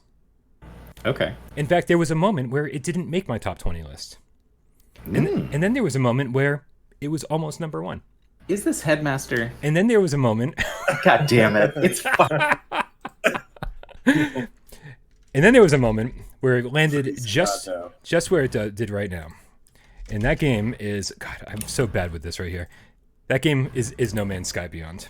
Okay. Oh, yes. That's right, number 4, baby. Number 4, No Man's Sky Beyond. It does everything that No Man's Sky does, my God. but in VR, just really fucking blurry. And who the fuck cares about that? Not this guy. 12 hours straight. Fucking love No Man's Sky. Number 4. Coming from one of the most critical critics, that's strong words, man. Also, Coming from you. Also, I'm really tired now. I just want to take a nap. I'm like, that was exhausting. You really put your all into that description of why it's number 4. I mean, I'm impressed. The coffee's kicking in, but I'm running out. Actually, wow. Yeah. It's so good. It's so good, and I feel bad for anyone who just can't see through the blur, literally and figuratively, to see the amazing game that's behind it and just how amazing Hello Games has done. They did something that was incomprehensible to me that I didn't think it was even possible on current PS4 hardware. And keep in mind that it looks the same on the OG. This is 6-year-old technology, right? This is not cutting edge PCs. They're not even talking about the PS4 Pro. The OG, they made it happen on the OG. And the fact that if they can make it even better on the Pro, then maybe we'll see it up a little higher on the list next time around. They work out all the bugs. Maybe we'll see it higher on the list. But man, for me, solid spot, number 4. All right, so I'm just going to jump the line. I'm sorry. I feel exactly the same way as you do, and mine's number 4 is fucking No Man's Sky also. Sweet. Once they patch it up, it could easily be a number 2 or number 1 contender for me. Same. Because I've already loved No Man's Sky, and the experience in VR, we've already talked about it at length, but it's so exciting to get in there, and I just want to stay in there all day. Like, I don't play VR games for 13 or 14 hours a day. Yeah. Even Skyrim and shit like that. But No Man's Sky is so up my alley and so perfect for what it's supposed to be, what it's trying to be. There's plenty of issues you could have with it. I mean, I got super frustrated trying to build power lines last night, but I don't give a shit. I love the fucking game. Yeah. And if they patch it up, it's going to be number 2 or number 1 for me. Hey, but now it's... And real quick, the Preacher Play says, I did 11 hours and 55 minutes on my 12-hour stream. Not true. YouTube has not finished processing that 12-hour stream yet. It is 12 hours. It is 12 hours and 31 minutes. If you click, I love you, man. If you click, I love how you tried to nickel and dime him, and he flipped it on you. You were like, "Oh, Yep. Hey, I mean, click the video. Preach is my dude. Click the I wouldn't video. even be 12 here hours, without 31 minutes. And he's your mortal enemy for life. So what up, Preach? He's always got bad takes. I love you, Preach. He always has bad taste. He doesn't like Astrobot. He doesn't like Astrobot, which is strange. But get out of okay. here. Out of the chat. All right. Well, then what's number 4 for you, AJ? Man, boom! Surprise. My number 4 is Beat Saber. Cool. That makes sense. Yeah. You guys know I love Beat Saber. I love the challenge of it. I love that I can bring anybody over and say, "Hey, check this game out," and they absolutely are blown away by it. And like you said, just as the more and more you go on, the better you get, the more fun it becomes. The moving your body with the music. It's just something for everybody. Now, the only reason it's at number 4 and not higher is because they still don't have metal. They only have Overkill by Beat Saber, by Monster Cat or whatever. If you guys put some metal into Beat Saber, I'm talking to you, Beat Saber. If you put metal, like heavy metal music, into Beat Saber, it will be higher on my list next time. So that's a personal thing, I think. I mean, like, not that many people are clamoring. No, personal is fine. Saber. And like, we can get personal here. Revolution. Yeah, Dance Dance Revolution never had metal, and nobody gave it shit for that, Yeah, but they had Fall Out Boy, so fucking instant. No, they eventually they absorbed all kinds of shit in there, but. Yeah, no, dude, we can get personal with this top 20. Yeah, I respect that 100%. It's totally personal. I'm not trying to get personal. I want metal and I want classical music. The other thing that would do though is it gives variety. That's the one knock I have on this game for the PSVR side is that the variety is kind of limited. it's kind of all electronic, and then you have Imagine Dragon, and that's it. There's no other rock bands. There's other stuff. So I really want to see them, add some more variety to it. Real quick question here before we get to number 5.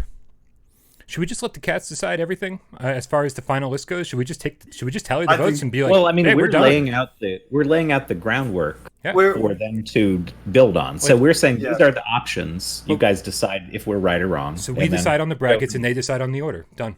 Essentially, Right. yeah. They're doing Perfect. the order. Right. All right, you guys are deciding And everything. it's already playing official. out pretty well, I think. Yeah. Yes, it is. I got to get my Resident Evil 7 supporters in here, man. Come on, where are you guys? Come get get off the couch. Also, there's no room on my couch. There's like just coffee cups everywhere. If you guys saw this apartment, you're gonna see this apartment. I gotta clean. Oh crap! yeah. Is it October yet? You got plenty of time. You got plenty of time. Good. TY Queen, if you're starting out for the first time playing No Man's Sky, do normal. Normal mode. Yeah. Oh yeah. Yeah. Are we ready for number 5? Let's do number 5. All right, 1, 2, 3, 4. Oh hey, my number 5. It's already playing. Beat Saber. For all the reasons we already talked about. Yeah. Okay. Good. Okay. That's a quick one. All right. Yep. My number 5 is I've said it a million times.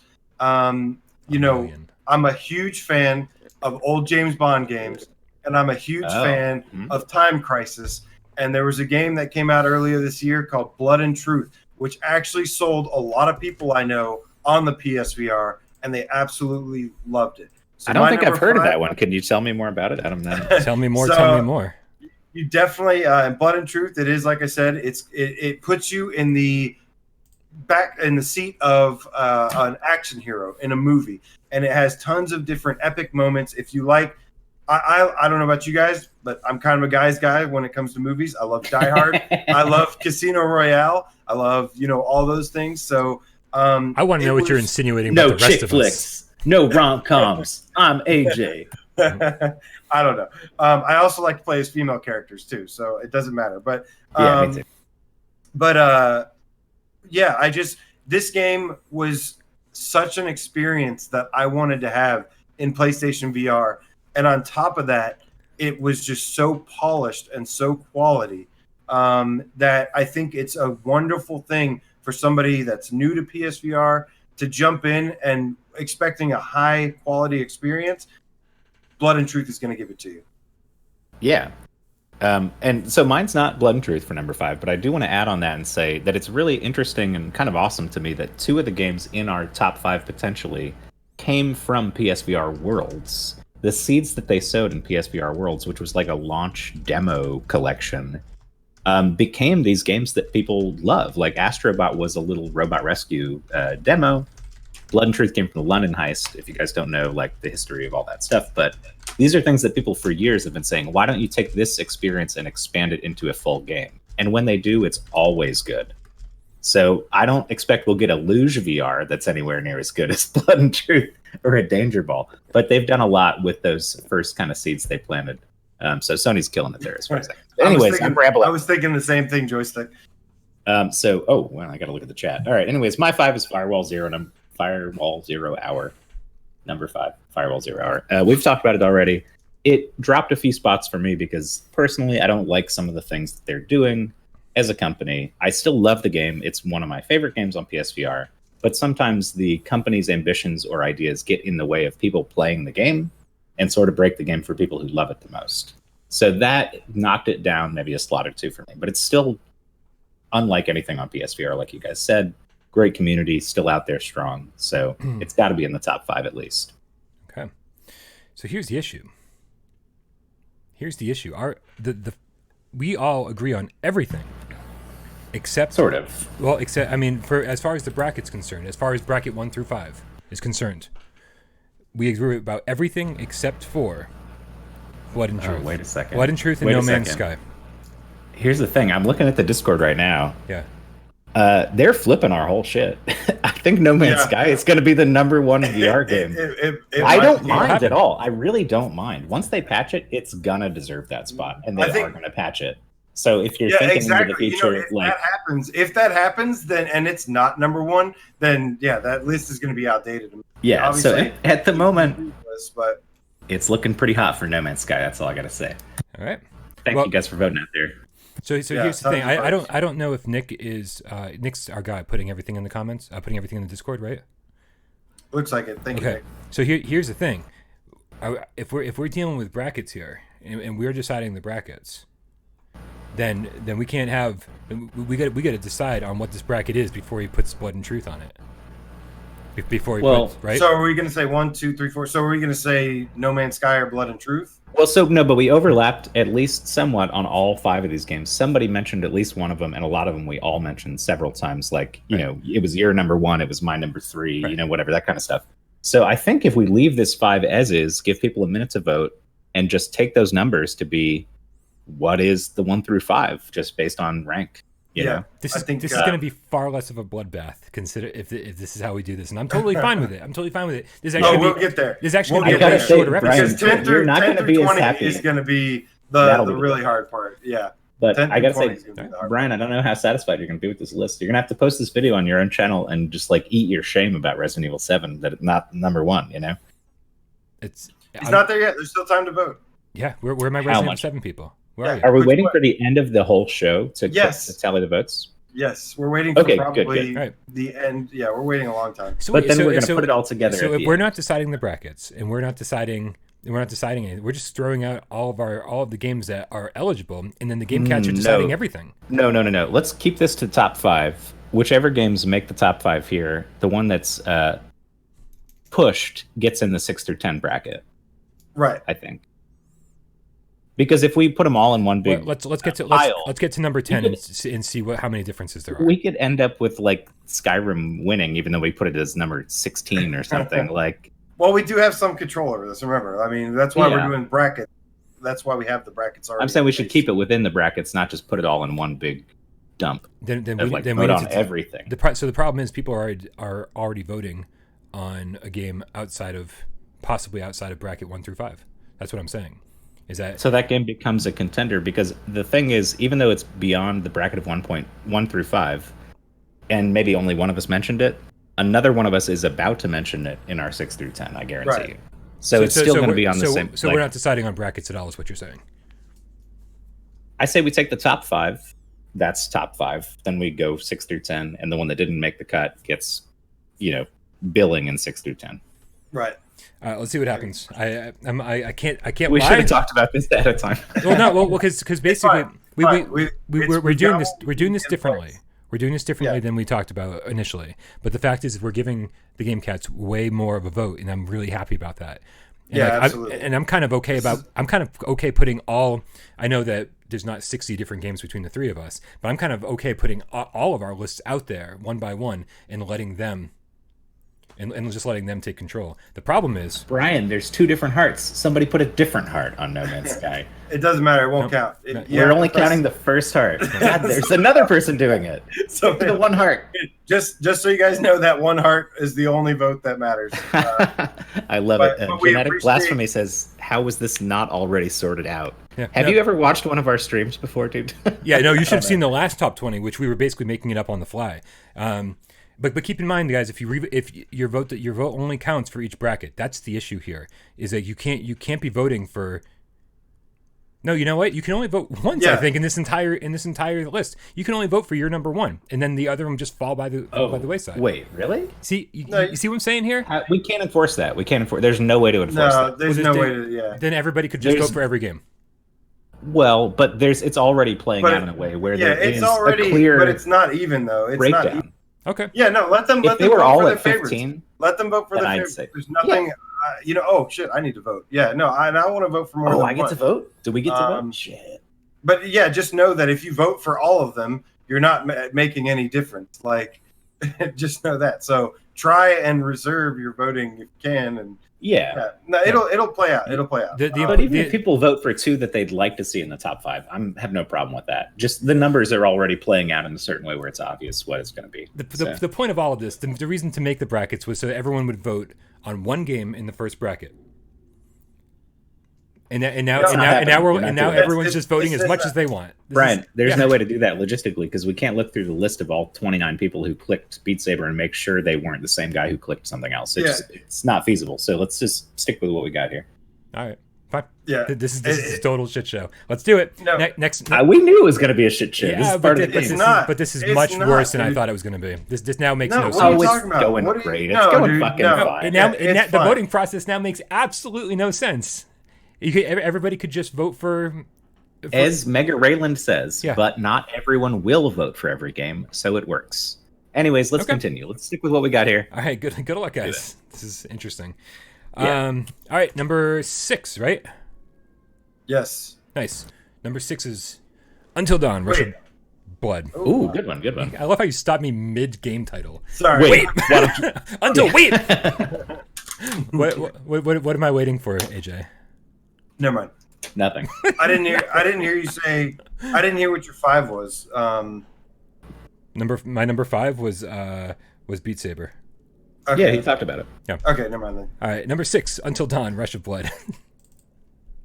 It's a great one. Yeah, and here's the thing with that is it's basically it was a launch title. It's been free on PlayStation Plus. So like if you don't already own it, I don't know why you don't already own it. But I mean, this is about as personal as it gets as far as top 20s are concerned. I've got I love scary movies. I love amusement parks. I love roller coasters. I love light gun shooters. And this somehow encapsulates every single thing that I love. Yeah. I'd understand if somebody didn't even put this on their top 20 list because this is very personal to me. This is one of I those would things not that- understand that in any way. It's an incredible game. People still recognize it's one of the best, even though it was a launch title. I don't think it should not be on the top 20. It's got to be on the top 20. But I would say that if you're somebody who doesn't love any of those things, then it's not checking any boxes for you. For me personally, it checks every box. And So many people. If it had gotten some DLC or something like that between then and now, I would have put it even higher on the list because Yeah. So many people want the first thing they think of in VR is a roller coaster. yeah. A lot of people think, "Oh, I want to ride a roller coaster in VR." So it's like that. But then it also, like you said, the light gun thing. That's the second thing. Everybody's like, "I want to play Time Crisis." So you throw that shit together. It's just a great package, and it's been free or cheap, and you really can't go wrong. So I totally agree with that as number 6, even though it's not my number 6. So AJ, what's your number 6? My number 6 was No Man's Sky, and the only reason it wasn't number 1 was because it, needs a couple fixes and patches and stuff. TLC.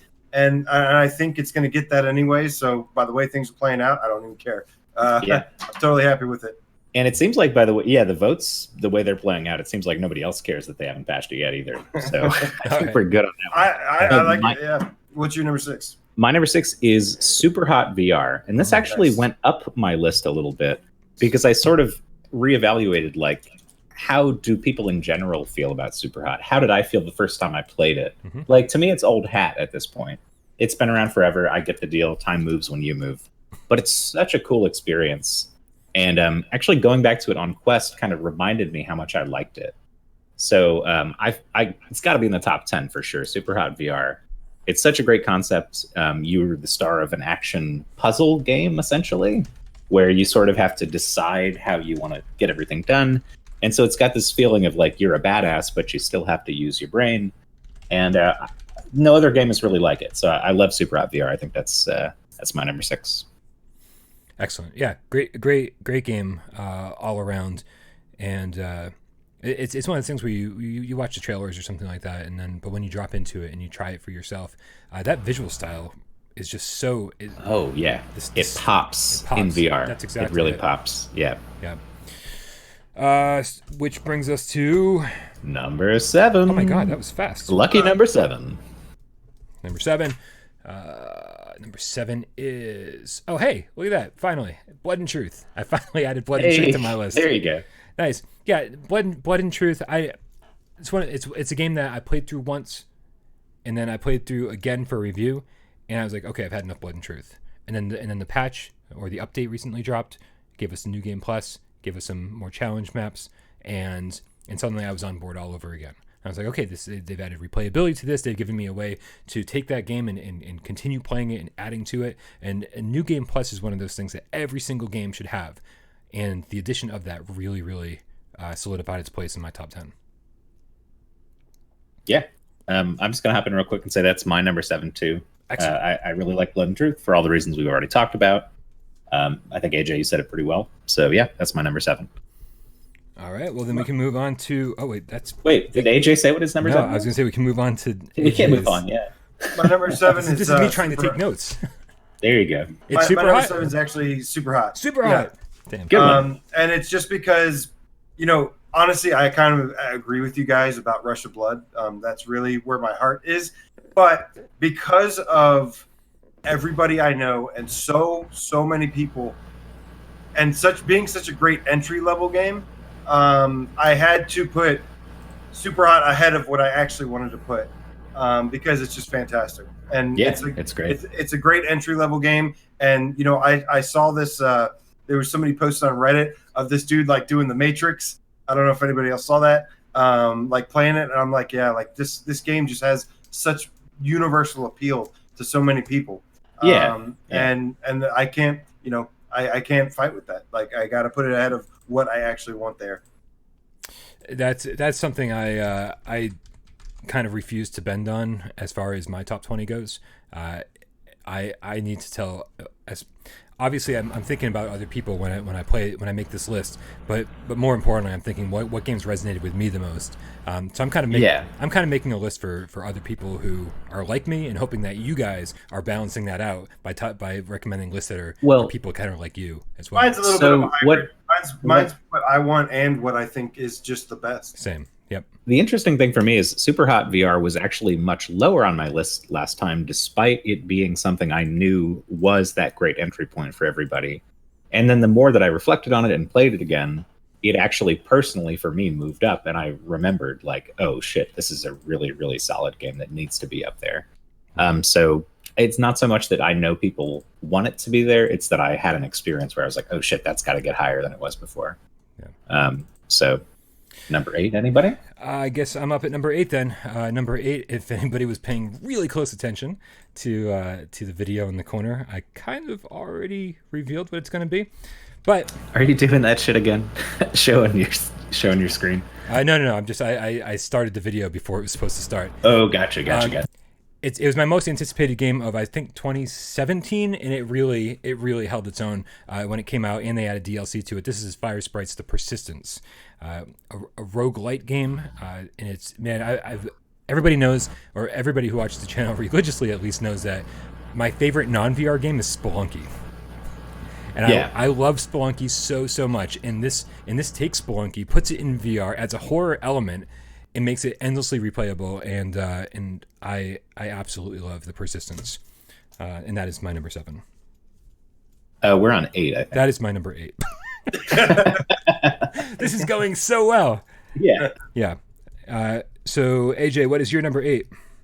Oh man, this might surprise some people. This is where Headmaster. This is Dave's favorite game.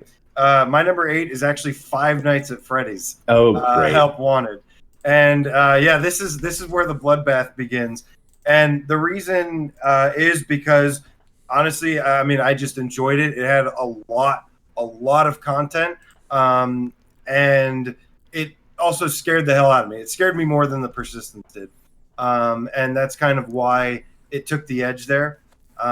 Was because of how much it scared me, and it was also a lot of fun. And I love the style. It's a AAA quality game with the graphics and everything. And I dug it. Yeah, there's something about Five Nights at Freddy's when you're sitting there in the chair, and I'm talking obviously about the Five Nights proper formula in terms of like Five Nights 1 through 3, the real games or whatever. Not right. There's so many mini games and stuff that we could talk about that endlessly. But when you're sitting there like Five Nights 1, and you're just in that office, and there are 2 open doors, and you're hearing footsteps, and you're hearing the music, and you're hearing different clues that these animatronics are on their way to kill you. I'm just petrified. It's almost to the point where, especially for the first couple hours, I was scared to do anything. Right? I didn't want to open the door ever. And so that is that game scared me in a way that I don't think any other game has. Obviously Resident Evil 7 scared me the most. This was probably a close second. So I don't know if this is just because, like I said with Resident Evil 7 previously, I don't know if I'm just dead inside or something, but I was not scared at Five Nights at Freddy's at all. I was actually just bored and frustrated the whole time. And maybe I didn't give it enough of a chance, but it's not on my top 20 at all. I'll say that. I didn't have a good experience with it. So I know a lot of people like it, but It's not on my list. Anyways, my number 8 is Sairento, because I think Sairento is so good and excitingly deep. You don't even realize when you start playing how deep it can go. And so it's got a really good basis there. There's a lot of challenges. There's a campaign, tons of unlockable things to customize your weapons. And you've got like 20 different weapons to play around with from the drop. And you just become this backflipping, wall-running cyber ninja. And once you get the hang of the controls, it's one of the most freedom. It feels like freedom. You can just hop into a backflip, slide, slice a guy in half, jump up on the wall, shoot a guy off the wall. You know, like you feel like you really have complete control of your environment once you get it down. And it's maybe one of my favorite VR locomotion systems. On top of the fact that you can swing a scythe on a chain and slice a guy in half while you're sliding past him and shooting another guy with a machine gun. Like, it's really cool. And I love Sairento. So that's my number 8. You know, it's funny. Before AJ tells us his number 8, AJ said he already did tell us his number 8. How am I not keeping up? What was his number? Yeah, he just said what it was. What was it? It was FNAF. How did I not write that down? I'm too busy trying to get these trailers up. So before we move on to number 9, then, man, I got to number these things. Number 9. Number 9. Is number 9. This AJ said that 5 Nights is when the bloodbath was going to begin, and I don't think that's true. I think Sairento is where the bloodbath begins for me. Because really, I will spoiler tell you that Sairento, for all of my love of it, doesn't make my top 20 at all. Ooh, wow, really? That's rough. And here's I think it's and here's why. Maybe I think Dave maybe had it a little higher than what I put it, but I still think I could definitely see it as a top 20 game for sure. Here's why it doesn't make the cut for me. It's because they made this amazing game where you have a ton of weapons and all this upgrade potential and these amazing moves to take down your enemies with. And then the actual game that they built around it just doesn't live up to the mechanics that they created. There are these short little stages. The graphics are pretty primitive on PSVR, and the entire thing feels like these short little vignettes instead of one big game. It sort of suffers from like the wizard syndrome for me. I was like, I really love playing this. But trust me, I know Sairento is a much better game mechanically, but they have the same problem where I'm like, it's not memorable for me. Where I'm like rushing to play every day and re-experience the rush it feels like to play. So it doesn't make my top 20 at all. All right. Yeah, I mean, for me, that feeling doesn't have so much to do with the context of what you're playing. But like I said, the locomotion system, the options you have for combat are really the playground. And you get to play in these kind of small, not that built out environments, like you said. It can be kind of bland looking in the environments occasionally, but it's still got a pretty cool cyberpunk aesthetic, I think. But I can see why you'd feel that way. But for me, just once the motion system clicked, it's one of my favorites. So I can't not have it in the top 10. Even the stuff around it, maybe isn't the perfect, polished, big experience, but it's deeper than it looks, and it's got to be top 10 for me. I do want to remind everybody that this is the top 20 discussion. So just because we're on number 8, yeah. And just because it doesn't make my top 20, it probably makes my top 22, top 23 maybe. If you watch my review, I fucking love Sairento, and the fact is, I just thought the 20 games that I put on my list are just slightly better than it. So I just want to remind everybody, just because I am not voting for it doesn't mean I don't love it. Also, I can't vote. My phone is all the way over there. Also, reminder, get in the Discord, guys, and start voting. It looks like we don't have as many votes yet on the second round, 6 through 10. We got a lot of feedback on 1 through 5. So even if you voted on 1 through 5, don't worry about that. Vote on 6 through 10 again. Yeah. And let's just get some feedback here, because it looks like we're not seeing as much. So if you haven't signed up yet, there's still time. I'm totally on board with this whole thing. Like it's making sense to me. Everyone in the chat's saying, no, Brian, it works. And I'm like, you know what? It totally works. The fact that we can hand over control of this to the cats, I'm really excited about that. I was actually nervous about them not having enough say. So the fact that we can give them more say is awesome as far as I'm concerned. What number? 9? Number 9. Number 9. Number 9. If you don't have number 9, then you have number 9, because what number 9 is Wipeout, a Mega Collection. if you get PlayStation Plus, guys, and pick up Wipeout Omega Collection this month for free. This is the best, as far as I'm concerned, best racing game. I'm not saying best driving game. I'm saying best racing game on PSVR. The sense of speed is incredible. It's like roller coaster racing. Mess with those comfort controls. Really make that ship turn with you if you're not sensitive to motion sickness. It feels like you're racing on a roller coaster. And playing this game, I was so sick of futuristic racing games until they brought this to PSVR. And now I'm totally on board again. 8-player multiplayer. Just some of the best visuals on PSVR. Super intense speed. And for anyone who says, Wipeout Omega is really slow, you didn't play it for more than an hour, because that first hour they are slowly ramping you up, and then you're getting better vehicles and faster abilities. So keep playing it if you think it's too slow. Look at that Wipeout Omega go! Wow! I'm in the dark over here. This is ridiculous. How do I run this show? What's happening? I'm sorry. Did I say that out loud? It was just like boom. Bless my heart. Did I just say that out loud? Lord and Lord. Oh my god. So that's my number 9. Is Wipeout Omega. I just thought people stopped voting for a minute. No, they're still there. Me too. They were waiting for something they were excited about. They were waiting for Wipeout. They were waiting for something that wasn't Five Nights at Christ. Freddy's. Zing. Man. That's with an X. Zing. Zing. Oh, that's my number 9. I change it. No, I'm kidding. All right, AJ, what is your number 9? Number 9 is going to be Void. I see you there, and I keep getting people asking me in the comments. It's going to be Farpoint. Look, I know some people think this game is a little dated. You're wrong. It has been updated. Okay, there are some parts that are a little dated, but anyways, it's a quality AAA game. It has, it's got the story. It's got the multiplayer. The co-op is amazing. On, I've said it before. It uses the aim controller. People with aim controllers need a game, and they need to know what Farpoint is stat. It's got everything for me, man. It's got the sci-fi story. For people that think No Man's Sky is a little slow, this is your action one. This is your story-driven action game with the aim controller, and the co-op is fantastic. And it's got giant killer spiders in the first few minutes. So if you can't handle scary shit, number of times I see comments that say, "I can't make it past the spiders because they're too damn scary." I'll tell you, that's the only scary part about this game, really. Once you get past the first section with all the spiders, you'll be totally fine. FYI. Yeah, absolutely. Yeah, After that, it's just like robots and shit. Those spiders are amazing. I wish the whole game had spiders. Yeah. Right, so I mean, like I said, the story is a big part of that game for me. If you're not familiar with Farpoint, go watch the Farpoint story trailer, and you'll see why. It was the first game. Farpoint was the first game on PSVR that made me say, wow, VR is the future of gaming. And the game really, really resonated with me. And I think it will with a lot of people. Yeah, for sure. I'm going to write down that you said Farpoint so I don't ask you what your number 9 is later. Yeah. Speaking of number 9s, David? I've got a number 9 for you.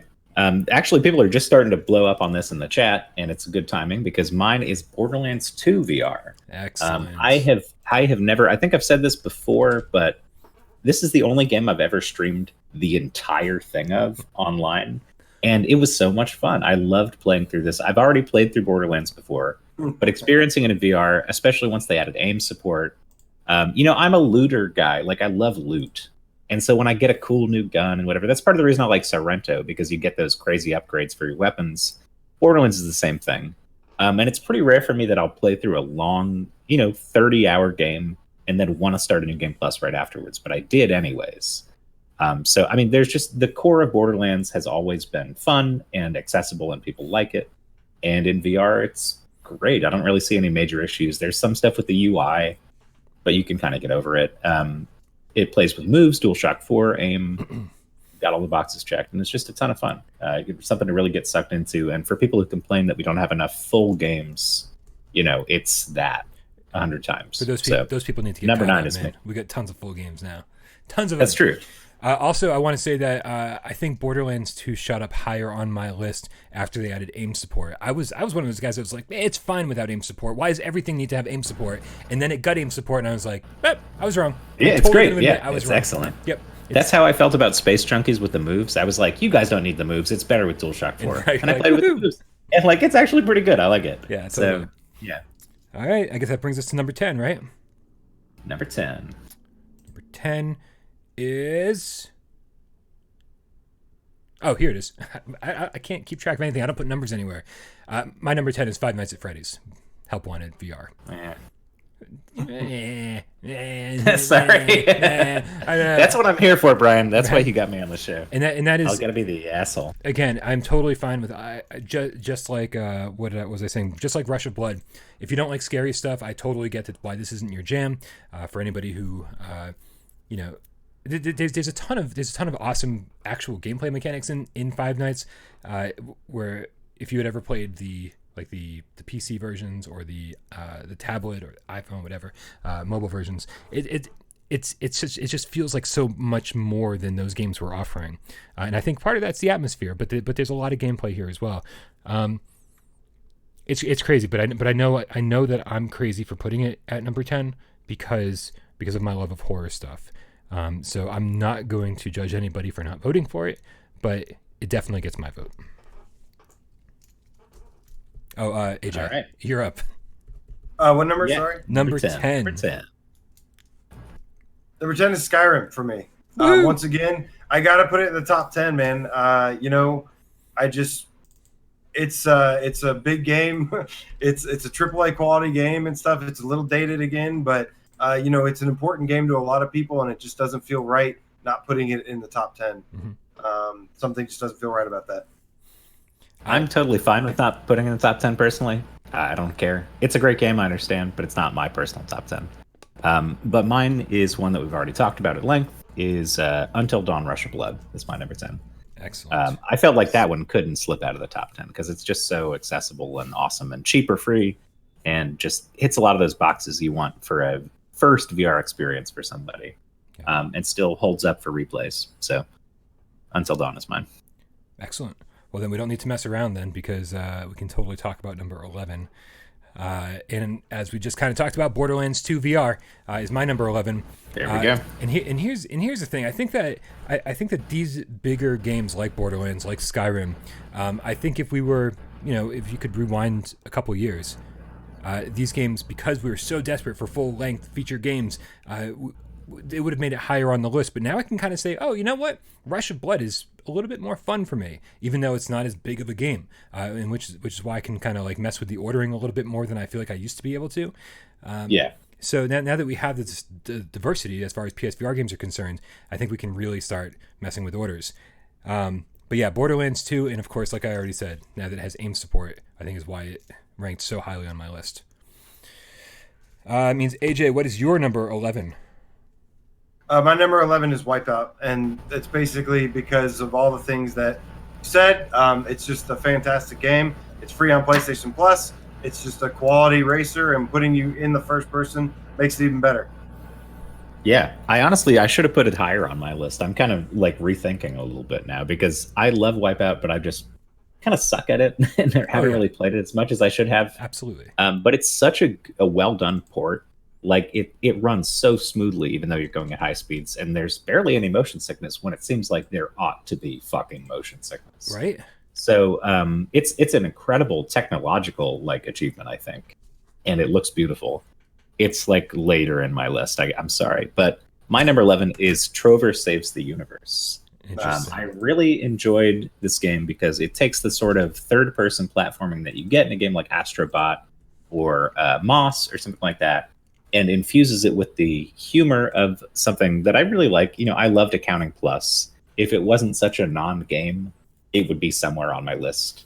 Because as far as a VR experience, I just really like the way that they come at it. And this game does some things that even if you don't like Rick and Morty or Justin Roiland's humor, there are some gags that are just inherently hilarious that have nothing to do with that. Like that first puzzle you come to. You guys remember this? You're like trying to get through the first puzzle and they sort of give you some hints. And after like 30 seconds, they're just like, it's too hard, fuck it. And they give you a thing to smash through the door and you just go through. And it's hilarious. There's so many little moments like that where they upend like typical game design to make a joke about typical game design. So it's very meta. It's very fourth wall breaking or whatever, but it's polished. It's well done. It's fun. It's funny. There's a lot of collectibles. If you're into third person collectathons, platformer kind of stuff, you can't really go wrong with Trover. I love Trover. So that's my number 11. I'm gonna go to bat for Trover as well. It ranked a little bit further down on my list, but Trover is I played through all of Trover in 2 play sessions.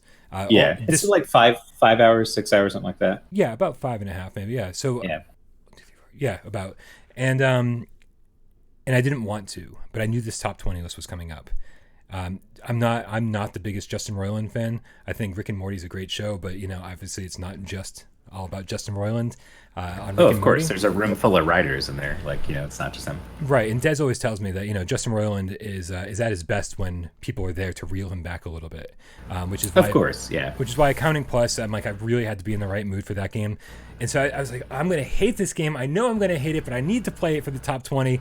I played a bunch of games this week for the top 20. I couldn't believe it. I was just like, I feel like I haven't just played games in a while, just to play them, and I did that a lot this week, and I feel great.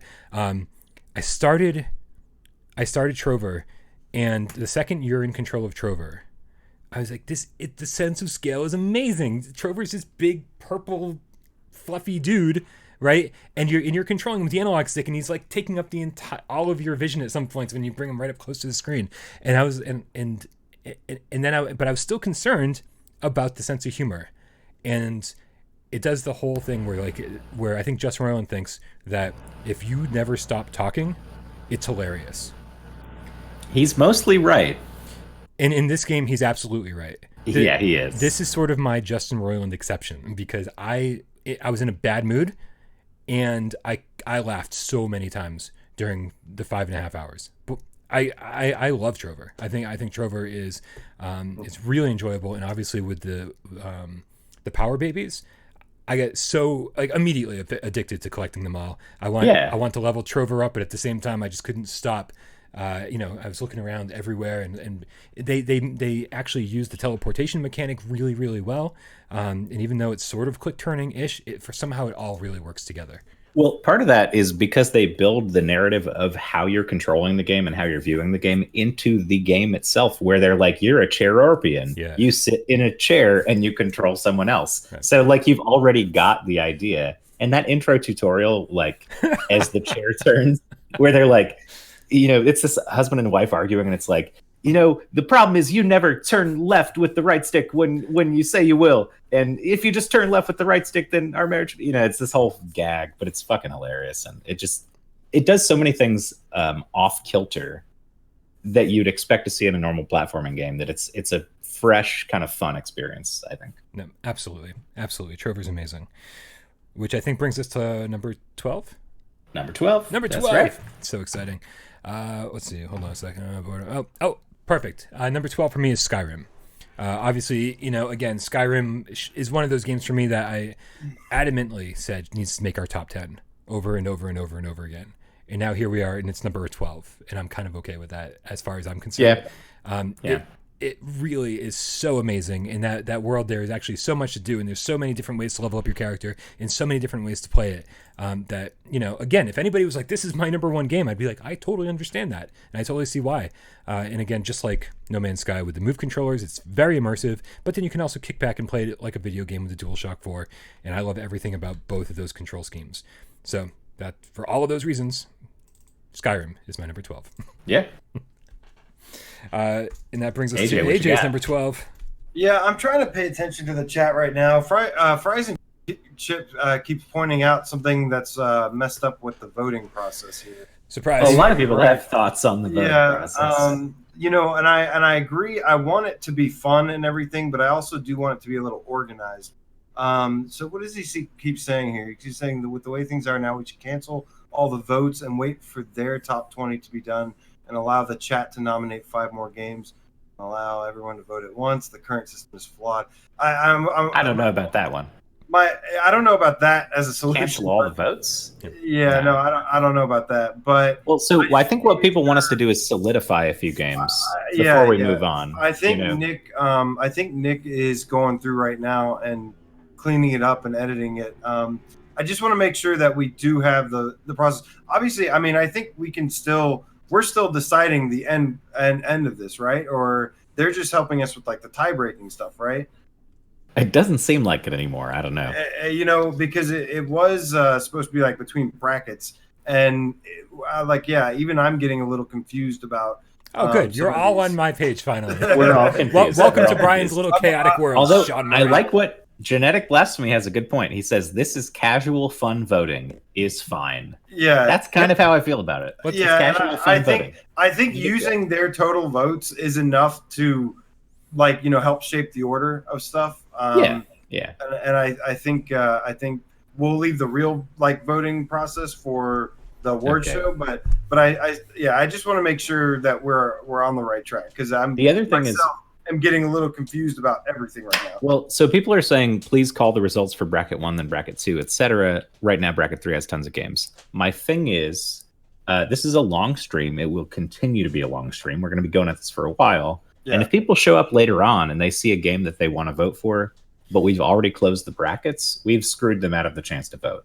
So I think we shouldn't close anything until the stream is wrapping up. I don't necessarily think it's a good idea to tell somebody who comes in 5 minutes before the end of it that you can't vote on the game you think is the best. Well, where the hell were they this whole time? You get to stop in for 5 minutes. No way. You got to be here for the full 4 hours. It's a theoretical. Nobody actually does that, I'm sure. But yeah, whatever. I'm cool with whatever. I've already kind of given up on my initial thoughts on how to vote, and I don't mind if it's a little chaotic, if it's fun and casual. I think Genetic Blasphemy gets it. Yeah, exactly. And it took me a while to get it, but I get it. We'll figure it out later. John Avery's here for the free coffee. I'm also here for the free coffee. Yes. Yeah. Wait, hold on a second. I said number 12. I said Skyrim. Did you guys already say your 12s or no? AJ? Did you say 12? No. You dove into the fries and chip comment before you said 12. What's your number 12, AJ? Well, yeah, I mean, my whole thing has gotten kind of messed up now. Number 12. So who cares? My number 12, I mean, Persistence, or it could be Sairento. You have to say the number. You can't say it can be one or the other. Can we vote on what your number 12 is? Can we put that in the Discord? It's Sairento. And it's not. It's the Persistence. No, it would be the Persistence. Okay, fine. It's Persistence. So say the Persistence. Much better than Sairento, which I love Sairento. Don't get me wrong. But Persistence is just the jam. So yeah. Can you do a backflip in Persistence? No, but you can just get Ivy Serum a zombie that can help fight for you. So and the gravity gun is pretty fun. I gotta say, the gravity gun is super fun. Gravity gun's awesome, for sure. Yeah. So yeah. All right, Persistence and Dave, your number 12 is what? My number 12 is Moss, especially with the new update. Got a little more content. If you've never checked it out before, this would be the best time, because now they've got this DLC that's sort of tied into the game throughout the game. So it's not like an extra chapter, but it kind of adds more to the narrative. You get some cool upgrades and stuff. But I mean, this was our first really awesome third-person platformer that everybody was like, oh, wow, this really works, And the environment design and just that storybook kind of fantasy world, it just really pops in VR. And, the first time you see that scene where he's running past the big tree and he's in the village and there's people on the bridge and, all this stuff. It's like a little diorama world that is just so well done. It's short. It's probably 3 hours with the DLC, maybe a little longer. But it's kind of a must-have for PSVR. I think Moss is great. So that's my number 12. Excellent. Number 12 was Moss. Well, I don't mind sticking on the Moss topic for a second here. My number 12 is not Moss, or my number 13 is not Moss as we move forward. But I do want to say that I had to go back and play more Moss and spend more time with Moss because it was one of those games where I felt like everyone was giving it a little bit more praise than it deserved. We always call it a 1 on Why We Love. We always say this is a game that you have to have in your collection. But after a while, I felt like I was saying that and not totally sure if even I believed it. I went back, I played more Moss, checked out the DLC, and I kind of fell in love with Moss. Nice. Yeah. So I definitely endorse Moss fully, and you will see that later on my list. But in the meantime, number 13. Number 13 is unlucky. Number 13. Well, maybe unlucky for you, David, and we'll see. What is that? And maybe also Maybe also Oh, it's unlucky. Immortal Legacy. Maybe isn't it? also unlucky for Kevgret. This is God Immortal damn it, Legacy. it's Immortal Legacy. Immortal God Legacy, damn it. the Jade Cipher, is as far as I'm concerned, the closest we've got to Uncharted in VR.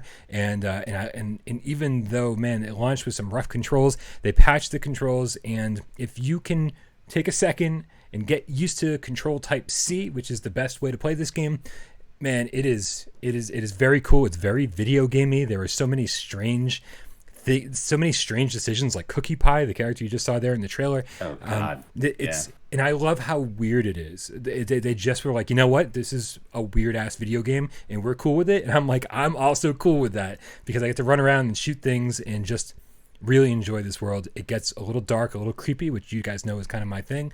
I'm in love with Immortal Legacy, and to be honest, I wrestled with putting it even higher on the list, but I think the game's length, being only like 3 hours or so, maybe 4 hours, depending on how good you are at it. That's the only thing that really kept it back for me. That's it. Immortal Legacy, number 13 for me. What about you? Nowhere on my top 20. I'm repping Kevgret right now. I know Immortal Legacy on my top 20. Clicking that heart. It actually wasn't on my top 20, but I'm voting for it. Bingo. It wasn't on your top 20? No. AJ, my brother in arms, you've deserted me. Oh, no, it was. I'm sorry. It was 20 though. Okay. Spoiler. Yeah, I get it. I totally understand. $20 game. I've never. I don't think I've. I definitely should not say this out loud before I think about it, but I'm going to say it. I don't think I've enjoyed a $20 game as much as I enjoyed Immortal Legacy in a very, very, very long time.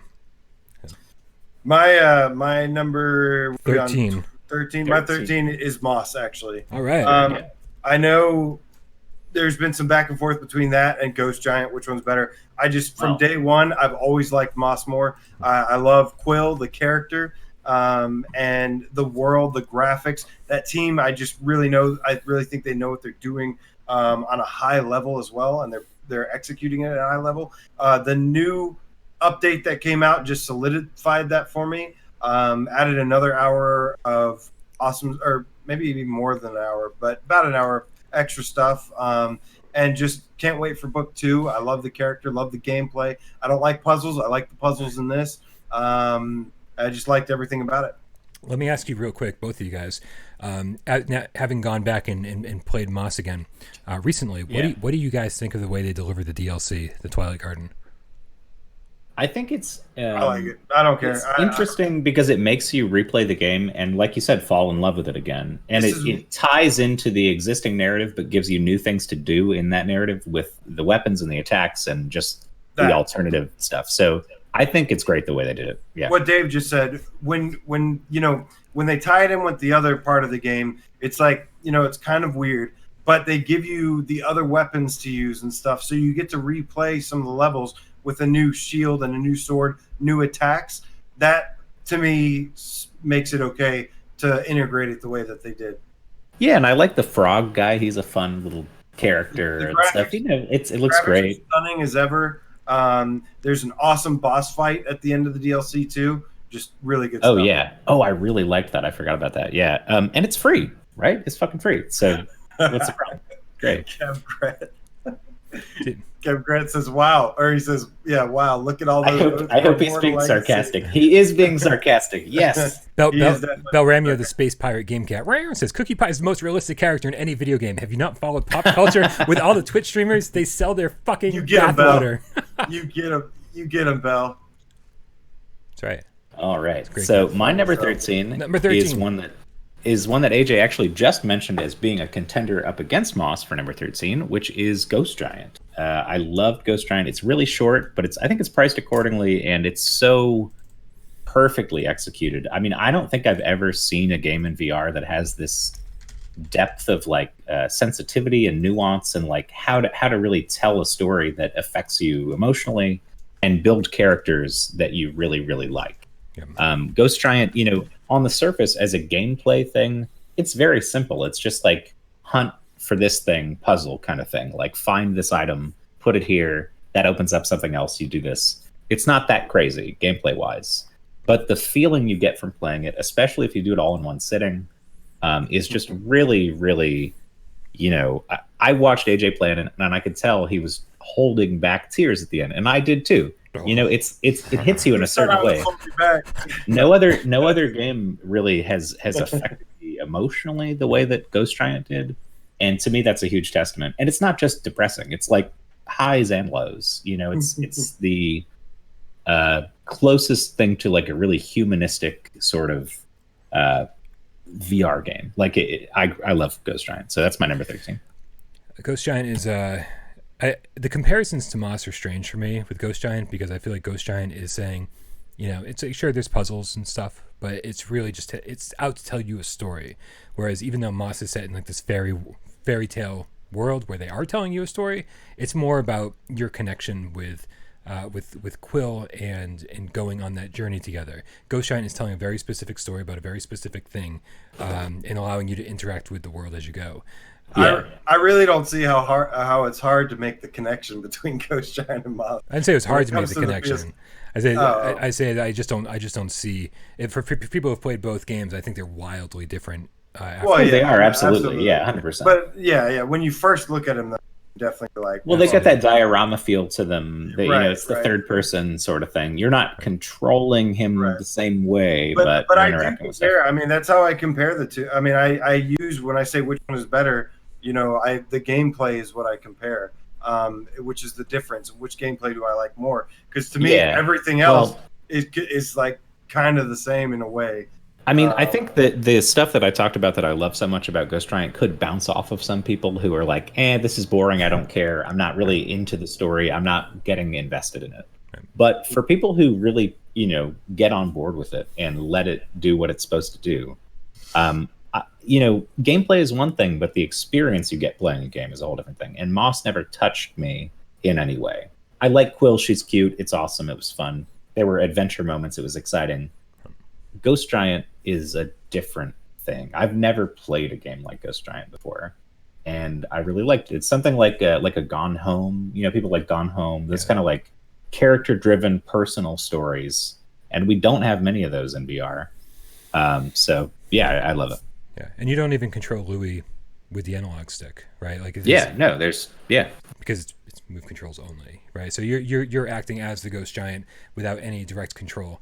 So I mean, just to add to the difference list, but so Joystick is saying that you are too quiet. We are louder than you. I'm too quiet. So that's what Joystick says, and I trust Joystick. I mean, occasionally. I mean, I don't know. Hold on, check 1, check 2.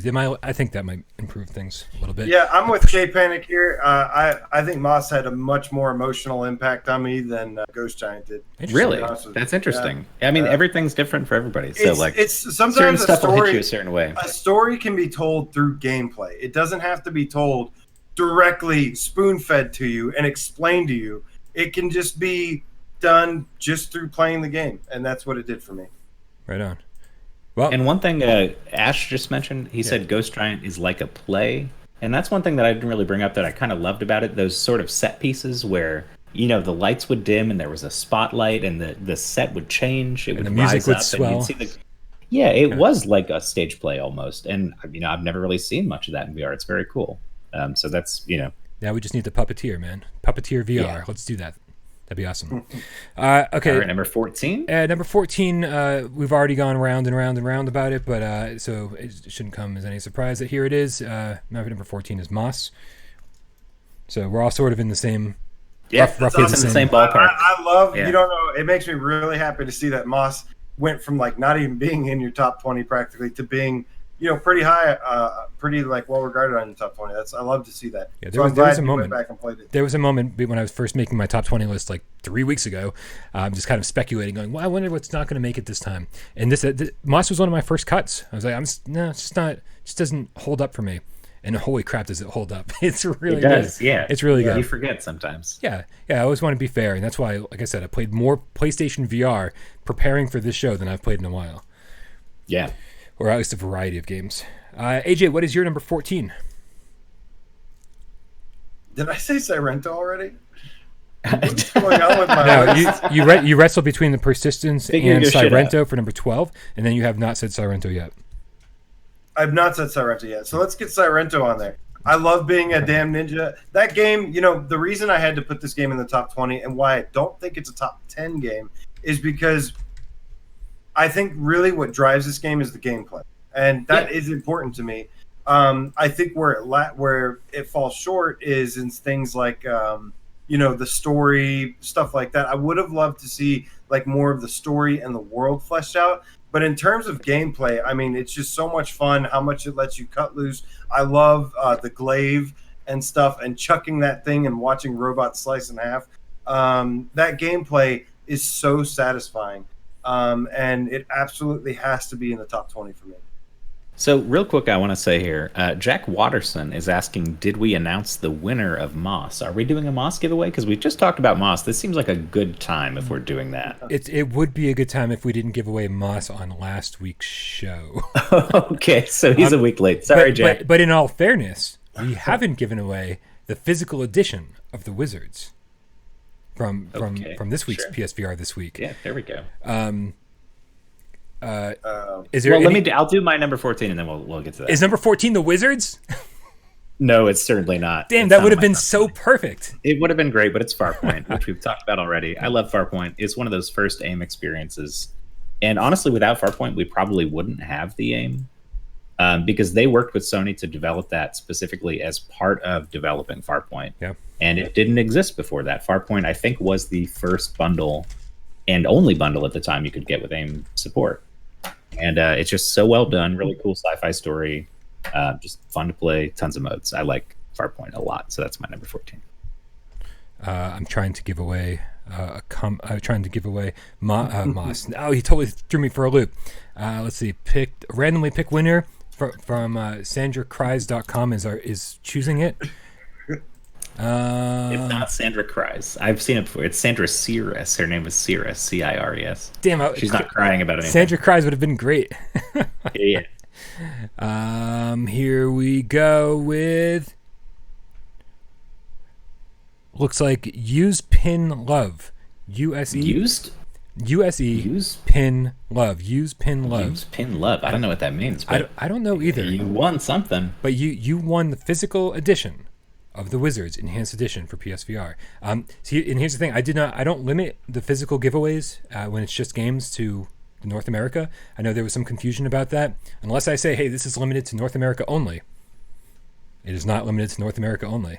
So congratulations to Use Pin Love. I have no idea where you live, but I will send you a message on the PlayStation Network later tonight and get your physical address, and I will show up with a birthday cake and candles, sing happy birthday to you, hopefully clothed. God, I hope you're not a girl. Otherwise, that's even more perverted than I wanted it to be. All right. In the wake of that, let's continue with our number 15 picks. I think that was the wake of the channel, honestly. That was it, man. It's going to be misinterpreted all over the place. Okay, number 13. No, number 14. Number 15. Number 15.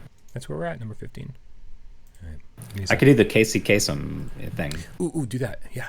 Number 15. I actually haven't heard Casey Kasem in very many years, so I don't know what he sounds like, but I know he says numbers. Nice. Well, number 15 for me is Farpoint. We don't need to discuss it anymore because 15 was your 14, and AJ's already talked about it. Great game. Great game. It's a great game. What is your 15, AJ? Number 15 is a game that I swore that I would fight for this time, and it's going to be Red Matter. No, it's not Preda. Definitely not Preda. I fought that battle. I fought that war a long time ago. I gotcha. And we lost. But sort of. But no, Red Matter. I mean, I've said it a million times. It's a AAA quality game. It's a 5-hour thrill ride.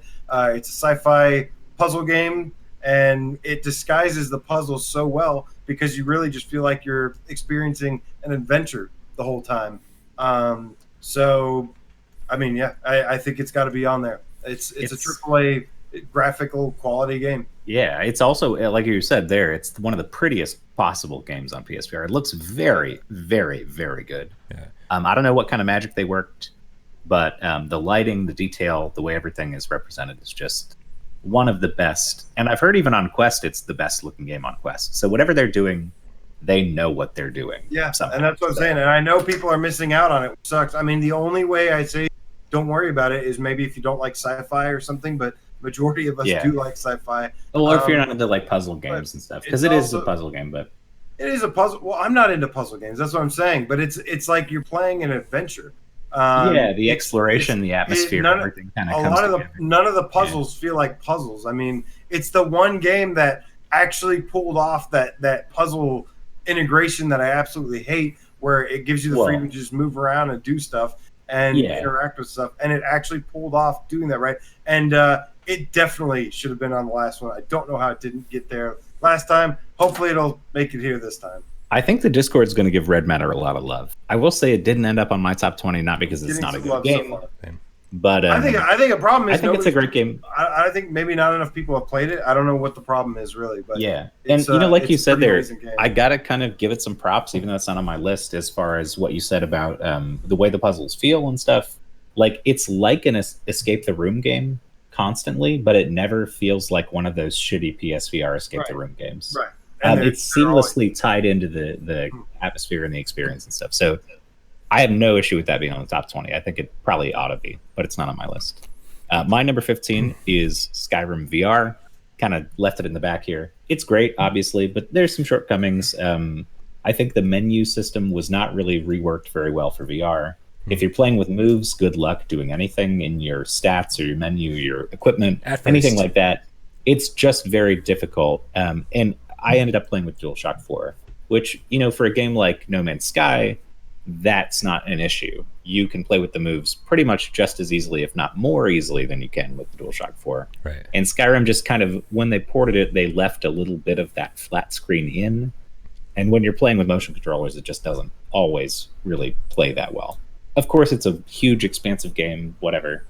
And everybody loves Skyrim, but it's not my top 10 by any means. So number 15. Excellent. Which I guess brings us to number 16. I wonder how divisive these last few are going to get, because these are the ones that really could have. They're going to diverge. We're going to diverge pretty quickly, because the best of the best, I think, is always pretty clear. But we'll see. Number 16 for me. I guess we're not diverging quite yet. Trover Saves the Universe definitely made my list. I'm glad you got it on there. Me too. Yeah. And I have nothing else to say. I think I talked quite a bit about it when AJ put it on his list. Trover is absolutely it's an absolute top 20 game just for how good quality it is. I mean, the quality alone should be able to carry it, but it's got a little more than just quality. AJ, I've noticed that you haven't put it on your list yet. Dave was the one that put it on his list. 11, I think. I don't know. 10 or 11. It's high up there. It's a funny story, guys. There's a couple games I haven't put on the list yet. But the good thing is you guys had me covered and you said them already. So luckily they're voted. Yeah. I have 4 different lists of the same list reworked in front of me, because I don't know why. I got them mixed up a little bit, but because you guys said a game that I was going to say, I kind of just rolled with it. I screwed it up a little bit, but wait a minute. Okay. Wait a minute. This is what's your number 16? No. This is your schemy little way to get more games in the voting, right? Suddenly, hey, you know what? I take it back. I'm not voting for Moss or Skyrim or Borderlands. I'm voting for Headmaster. God damn it! All right. Give me 2 seconds. I'll be right back, guys. Okay. Do we wait for Dave to come back? Yes. What number are we on? 16.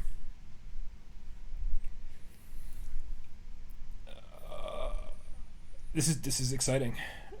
I'm just gonna curl up over here and just relax while we wait. Oh, he's already back. I thought this was gonna take a while.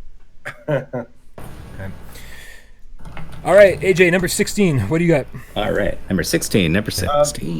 This one might come as a surprise, but it's actually Here They Lie. Oh shit! Another game that was free that nobody actually got when it was free, I think. Yeah, what a great choice. It's just it's a little bit more on the experience side, but just how it starts out as horror. I actually got this game because of the Game Cats. I played the demo and I walked into like a room and this dude with like a wolf head jumps out and punches me in the face and scared me. And I was like, nope, I'm good on this. And then all the game chats kept saying, oh, you got to get Here They Lie, Here They Lie. So I picked it up when it was on sale. And halfway through, or not even halfway through, like a quarter of the way through the game, I was like, I remember this game. I know what this is. This is that demo that I didn't want to play, and you bastards. And then, but I made it. I muscled it through the game, and it ended up being like one of my favorite experiences of the time on what you call on PSVR. Those environments are stunning. I know it's all kind of monochrome at first. But you walk out from the train station, which again the trailer's right here. It's got that reflective floor. It just feels massive, and then it somehow gets even more massive when it opens up into the town or the city or whatever it is, and there's just stuff on every single table. It's just so highly detailed, and that from an artistic standpoint, it is maybe one of the most beautiful games on PlayStation VR.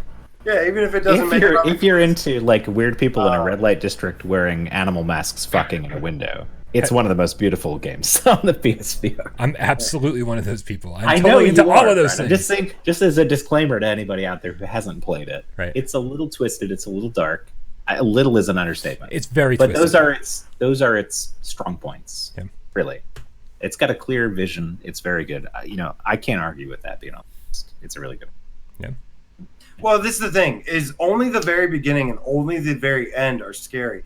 So. If you for those who don't like horror games, I mean, really, you play past the beginning part, and the majority of it is actually more like twisted and cool. And it's stuff. Unsettling, I would say. It's not scary like. It's not. It's not actually. It's hard to call it a horror game. It's more like a twisted kind of thing. I don't know.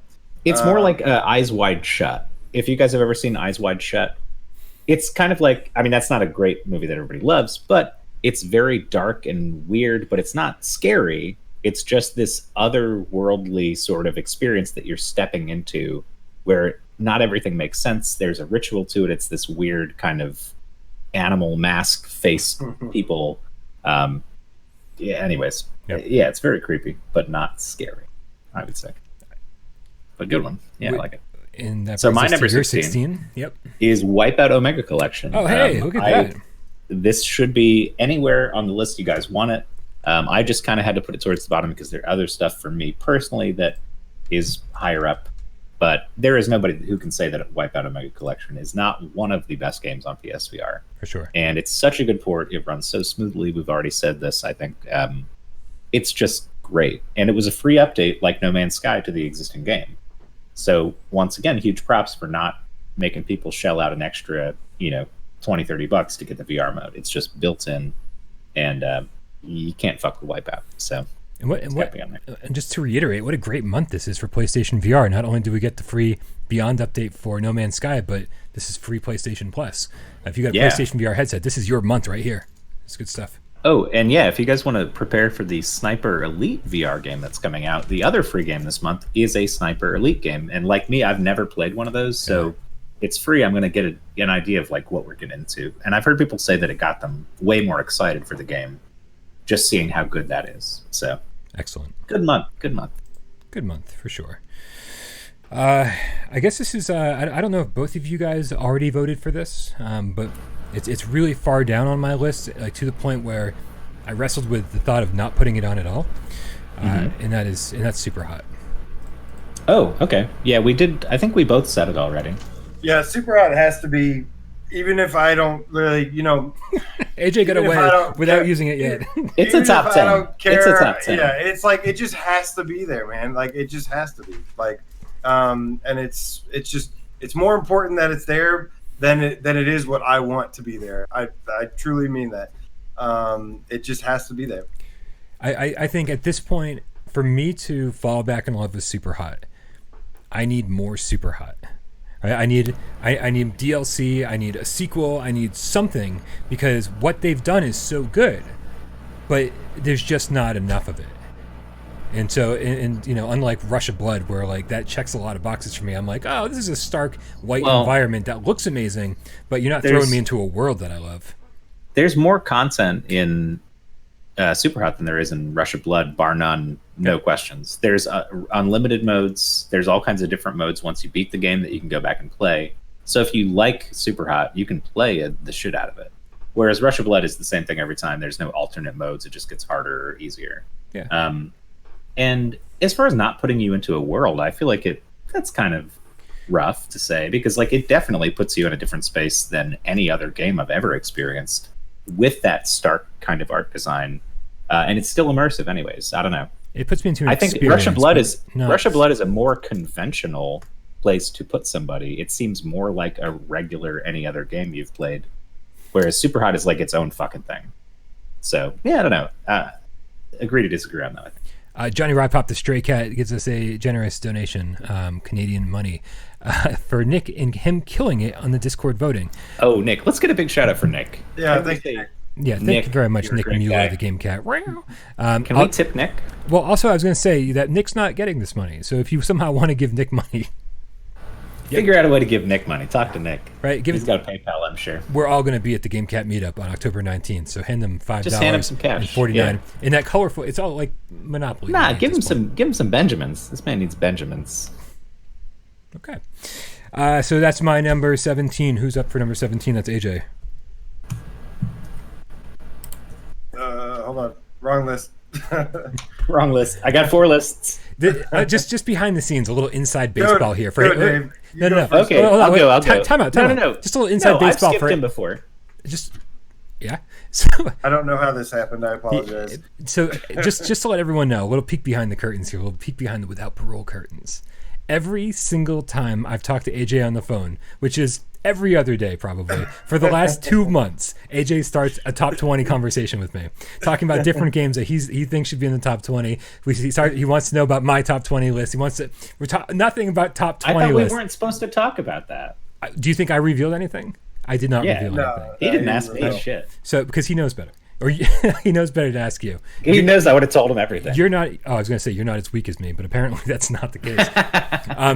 And so it's fascinating to me that after all this time, AJ's got 4 different lists that all conflict with each other, and he's asking you to go first, Dave. So what is your Yeah. number 17, Dave? My number 17 is one that we've discussed already many times. The Persistence. Excellent. I love it. It's not a top 10 for me, but I think it is great. And if you like the roguelike, if you like the horror, if you like the sci-fi, it's awesome. I mean, the only thing I think could really improve it is maybe move support, maybe aim support, something like that.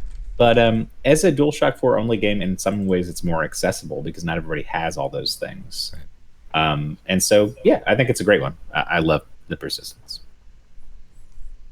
Excellent. And that brings us to AJ, which AJ. list have you decided on at this point? Did you pick which of the 4 lists you want to use? Can you just average them together somehow? Yeah, just Okay, off the you top know of your what? head, what's number 17? Gran Turismo Sport is going to be my number. What are we on? Woo! 17. 17. 17. Gran Turismo Sport. No, Gran no, it's Turismo not. Sport. No, it's Oh. not. I'm gonna say Table of Tales.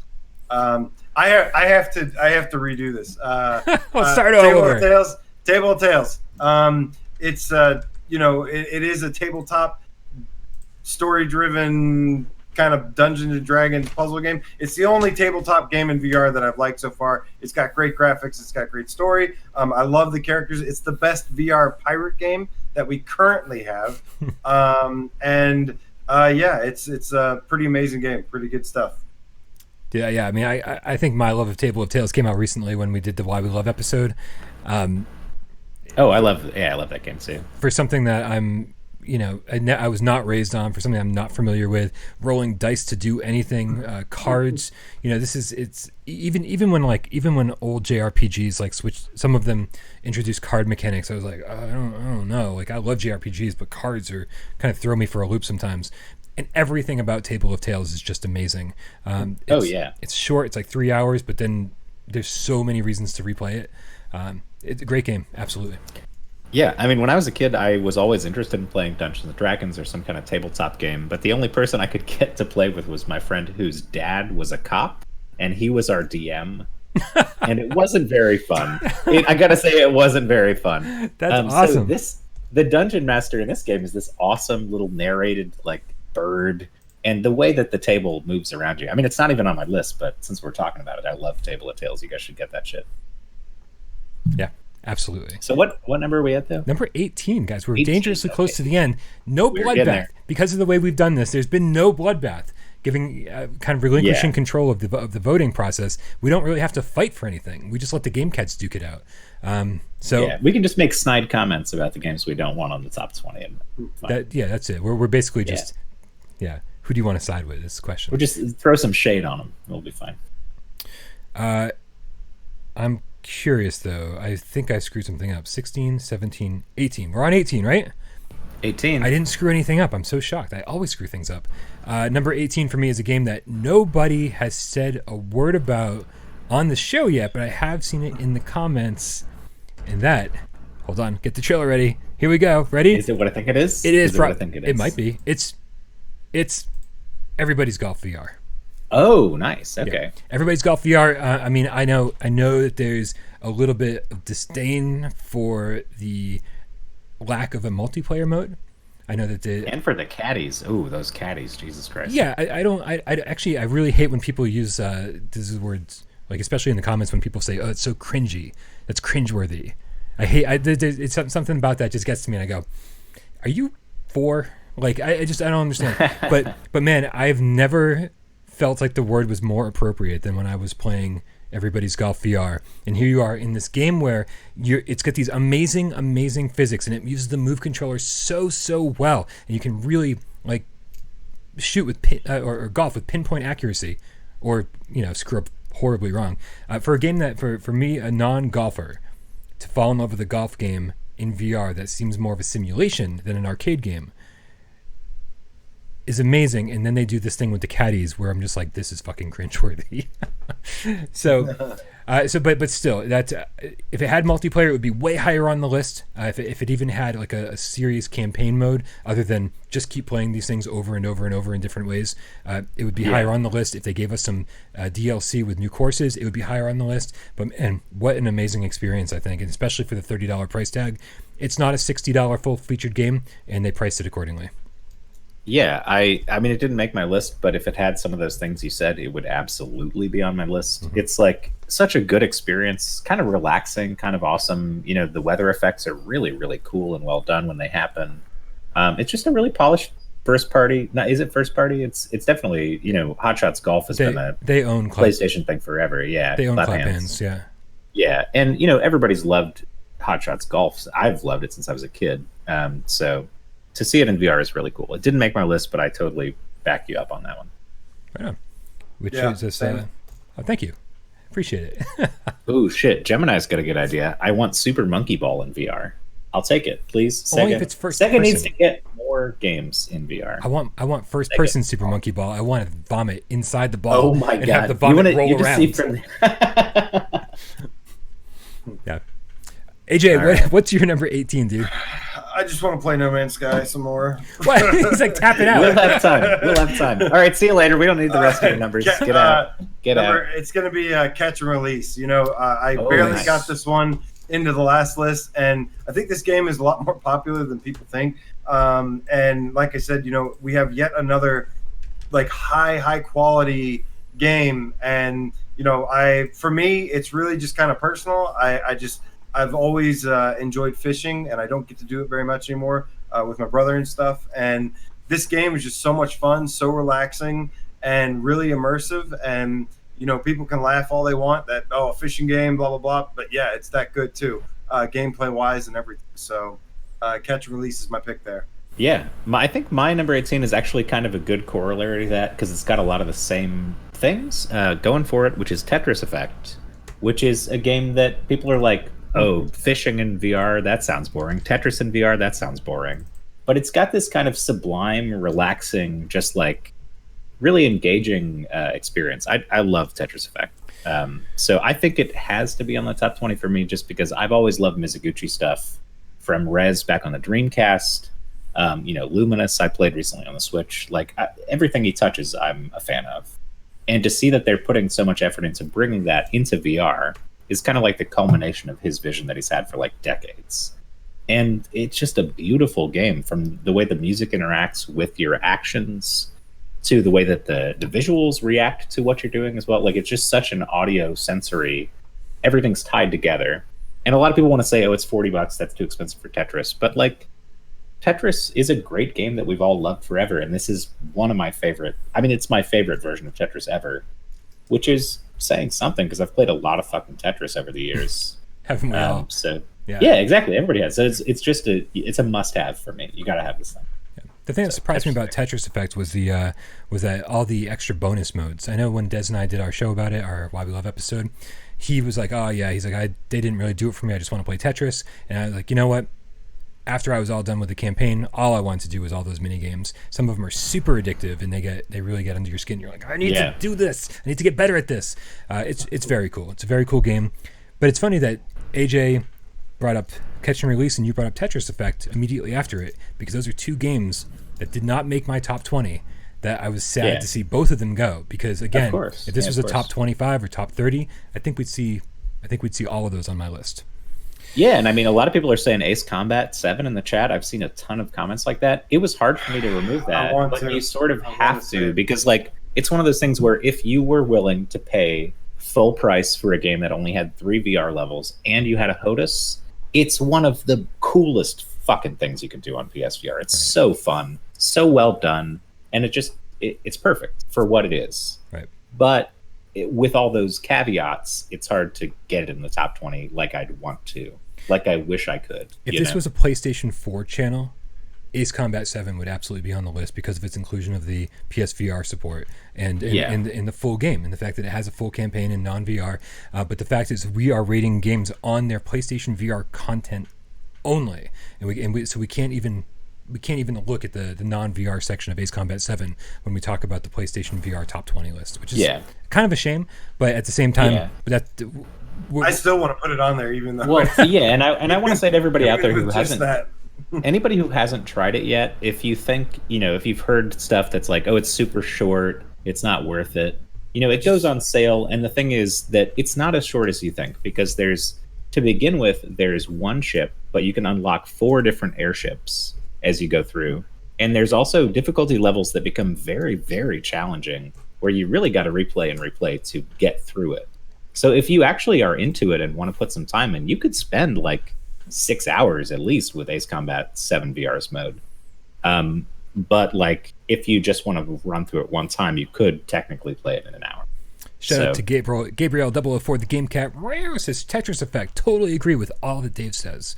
Hey, there we go. So I get that $5, right? I don't know. You got to show up to the Game Cat meetup, and if Gabriel wants to hand you a $5 bill, I'll take all the cash. Then I will hand the $5 bill back to him, and he can hand it to you. How much does beer cost at Six Flags? $1,000 a glass. Jesus, I need a lot of money, guys. 1,000. Bring a lot of money for me, because I need it. Also bring a babysitter for Dave, because I'm not babysitting him when he gets drunk.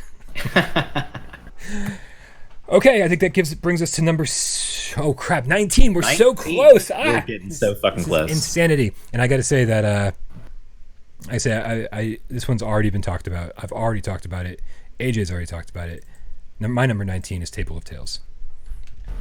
So very good choice. I like it. I definitely think this game needs more recognition, and I don't know. I just want to say, if it doesn't seem like your kind of game, still watch the trailer and go, am I interested in maybe looking outside of my normal routine and the normal style of games I'm into?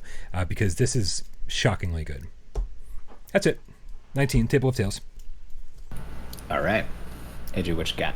AJ. Ace Combat 7. Nice. Very good. Did you just change that last minute? I saw him change that. Did you just fucking change that? Not. Sorry. He's caving to pressure from the chat. Excuse me. Who was the one that got Ace Combat 7 into the last list? Me. Who was the one that... I fucking fought for Ace Combat 7. What? I was the one that listed it. We probably both fought for it. I don't know. I'm going to rewatch it, and we'll fight again later. For it. I was pretty sure that I was the one that said it first. And yeah, no, even though it's the 3 missions, I still got 10 hours out of it. It's a AAA quality, like peak at next gen. So there it is. I'm going to say Ace Combat 7. And if you got a HOTUS, oh my god, yeah. Boom. There it is. HOTUS. There it is. All right, Ace my number Combat 19. 7. Number 19 is one that AJ, I think, would also endorse as a number 19, even though he's put Ace Combat here, which is To the Top.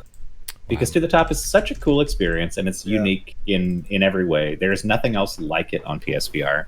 And the devs are just so community-oriented, and they'll have games like every Tuesday where they'll hop in and just play with people, and it's a ton of fun. And so sometimes that stuff inches up a game for me when I feel a connection to the people who made it.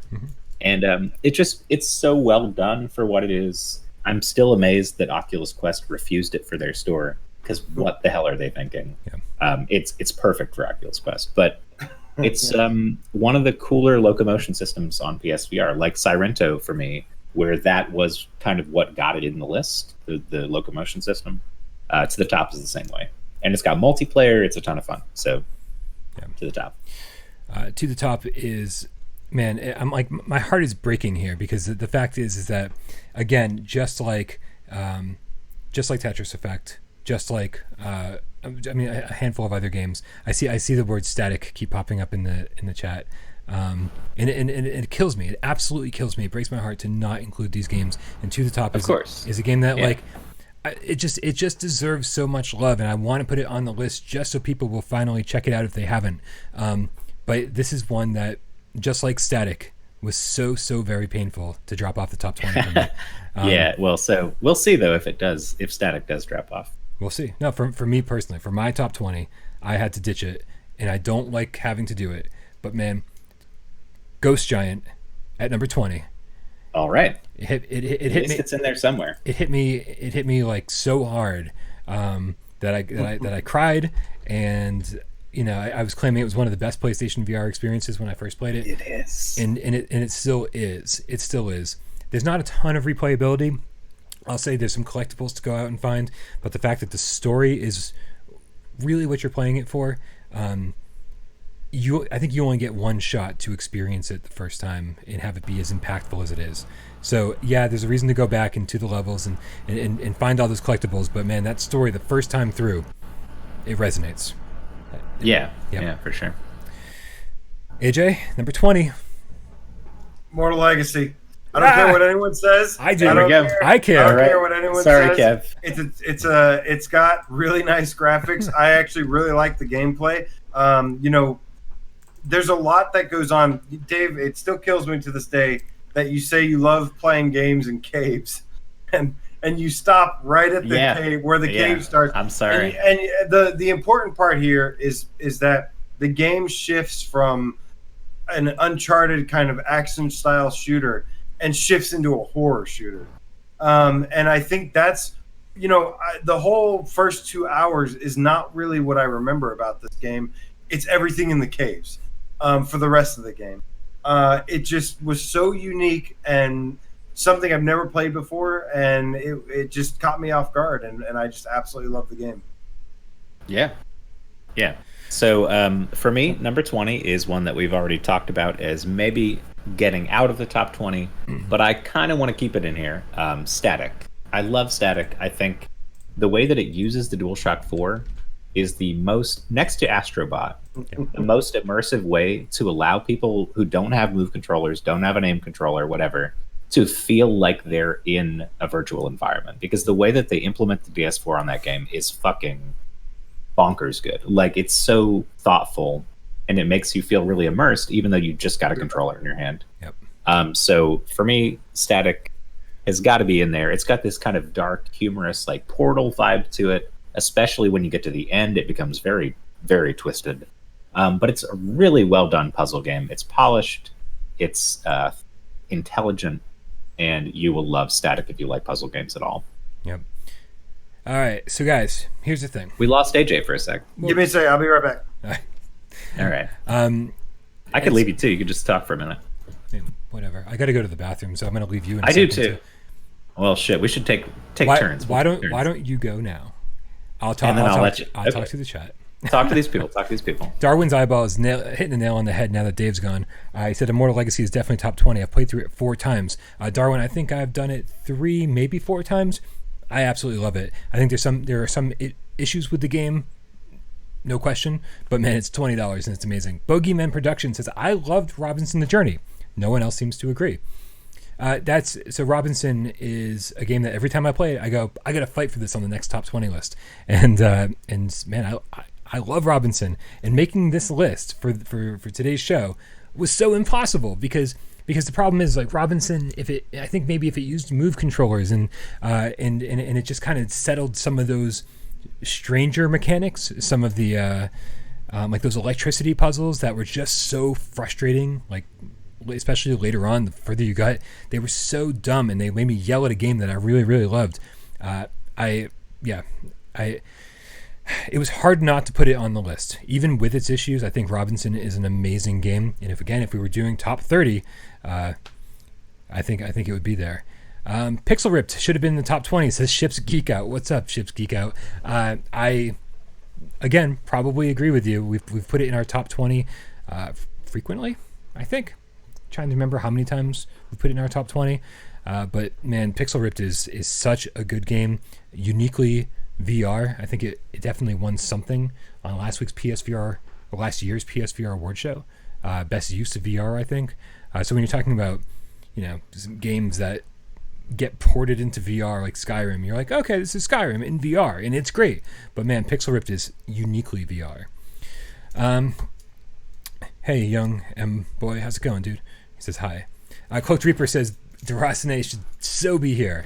Derasine. Oh, Derasine, that's a hard one to put on the top 20. It's a great game, though. It's a hard one to put on a top 20, but it's an easy game to recommend. I know AJ would disagree with that. I think that not all of I'm like reading other comments as I'm trying to talk. It doesn't work, but yeah, it's just so hard to consolidate this list. I almost preferred when we would make a top 10 list and no one could argue with it, because you're like, yeah, those are the 10 good games on PSVR right now. And now it's like we really have to whittle the thing down, and we never want to say, hey, we always want to say, hey, just because it didn't make the list doesn't mean we don't love it, because I've now done over 100 PSVR reviews, 150 PSVR reviews, not to mention all the Why We Love episodes, and so I've spent a ton of time with every single PSVR game that's ever come out. And so, that's sort of not, that's can only be seen as a good thing, because there are so many good games. There are a lot of people who say, oh, PSVR is great, but there's no games. Yeah. And it's like, what are you talking about? There are so many games we'd love to put on the top 20. Rod Carlson, real quick, gives us 219 NOK and says, Norway dollars. What are those? Crooners? I just Kroners. They call it a kroner. What's a crooner? That's something entirely different. A crooner is Frank Sinatra. That's crooner. So many good games for PSVR. It's early morning in Norway. Good night. There are way too many. He said God Night, actually. Everyone have a God Night. He also said God Games, but we're not making fun of him. He just gave us money. So many God games. So, Diz the Game Cat says no Servios games. So as one of the best developers for PSVR or VR in general, they didn't make. I tried last time to get Sprint Vector, and it got outvoted by Star Trek. Yeah, I think raw data is so good. But hey, let's hope that next time we do this, August, September, October, November, we hopefully Battle Lake will make the list. Yeah, right. Or The Walking Dead. Maybe that game's going to be amazing. So we'll see. All right, you guys. I just want to say real quick, guys. Now that we've completed the top 20, I didn't want to tell anybody before that I was going to take a shot, because they would have made me take shots for all kinds of dumb shit. But I'm going to take a shot now to commemorate our journey here. And now we got to hammer out what the actual top 20 is based on the votes. And that's going to take some time. So fuck it. Let's go. Enjoy that shot. I'll be back in just a second. All right, AJ. So let's start looking at these votes. Yeah. Let's take a look here. Initial glance. Where to go? All right, so it's looking to me like Astrobot has come ahead. Oh, God, no. It looks like No Man's Sky is the #1 PSVR game, which I'm not going to argue with, honestly.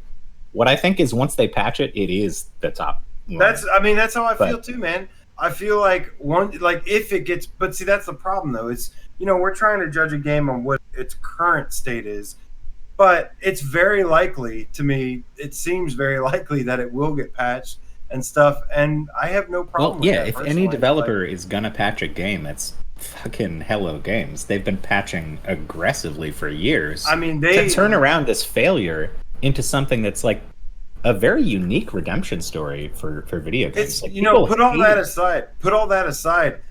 I know I say a lot of the time I care about gameplay, and that's mostly true, but there are games in the past that I get so turned off graphically that I can't play them. This is not that case. Like, I cannot stop playing that game. We're doing this top 20. All I can think about is when do I get to to start playing Yeah. No Man's Sky some more. No, I'm excited. We gotta hop in right after this, man. I need to eat something, but I want to play some No Man's Sky. But no, let me get this list up and see. Yeah. So have we decided what our methodology is here? Do we just go based on votes? Are we bracketing it? I don't remember. The chat had all kinds of ideas about what this is what's ought what, to do. I got a little confused because it sounded like it was kind of changing as we were going along. So I got kind of confused about how we were doing this. So we'll have to wait for Brian. But oh wow, Nick just dropped in the Discord top 20 voting the current voting levels, and it looks like. Now, I got to double check this. It looks like Wipeout is number 1. In terms of the most votes, yes. Well, it is actually. That's but incredible. I think people were also under the assumption that it was in brackets, though, so that they were voting Wipeout for that bracket, or was it? Well, so Brian's back now, so he's the one who decides that shit, because it's above my pay grade. This definitely, I mean, this is a good list of 20 games, though, but... there's more than 20 on there. I've said this over and over, that I think the bracket thing makes sense. That I think if everybody wants to vote for one in the top 5, and then one in the next 5, and then one in the next 5, and then one in the next 5, that seems to make sense to me. But that doesn't make sense to everybody else. Then I was kind of overruled earlier, and I was sort of okay with that because it got confusing.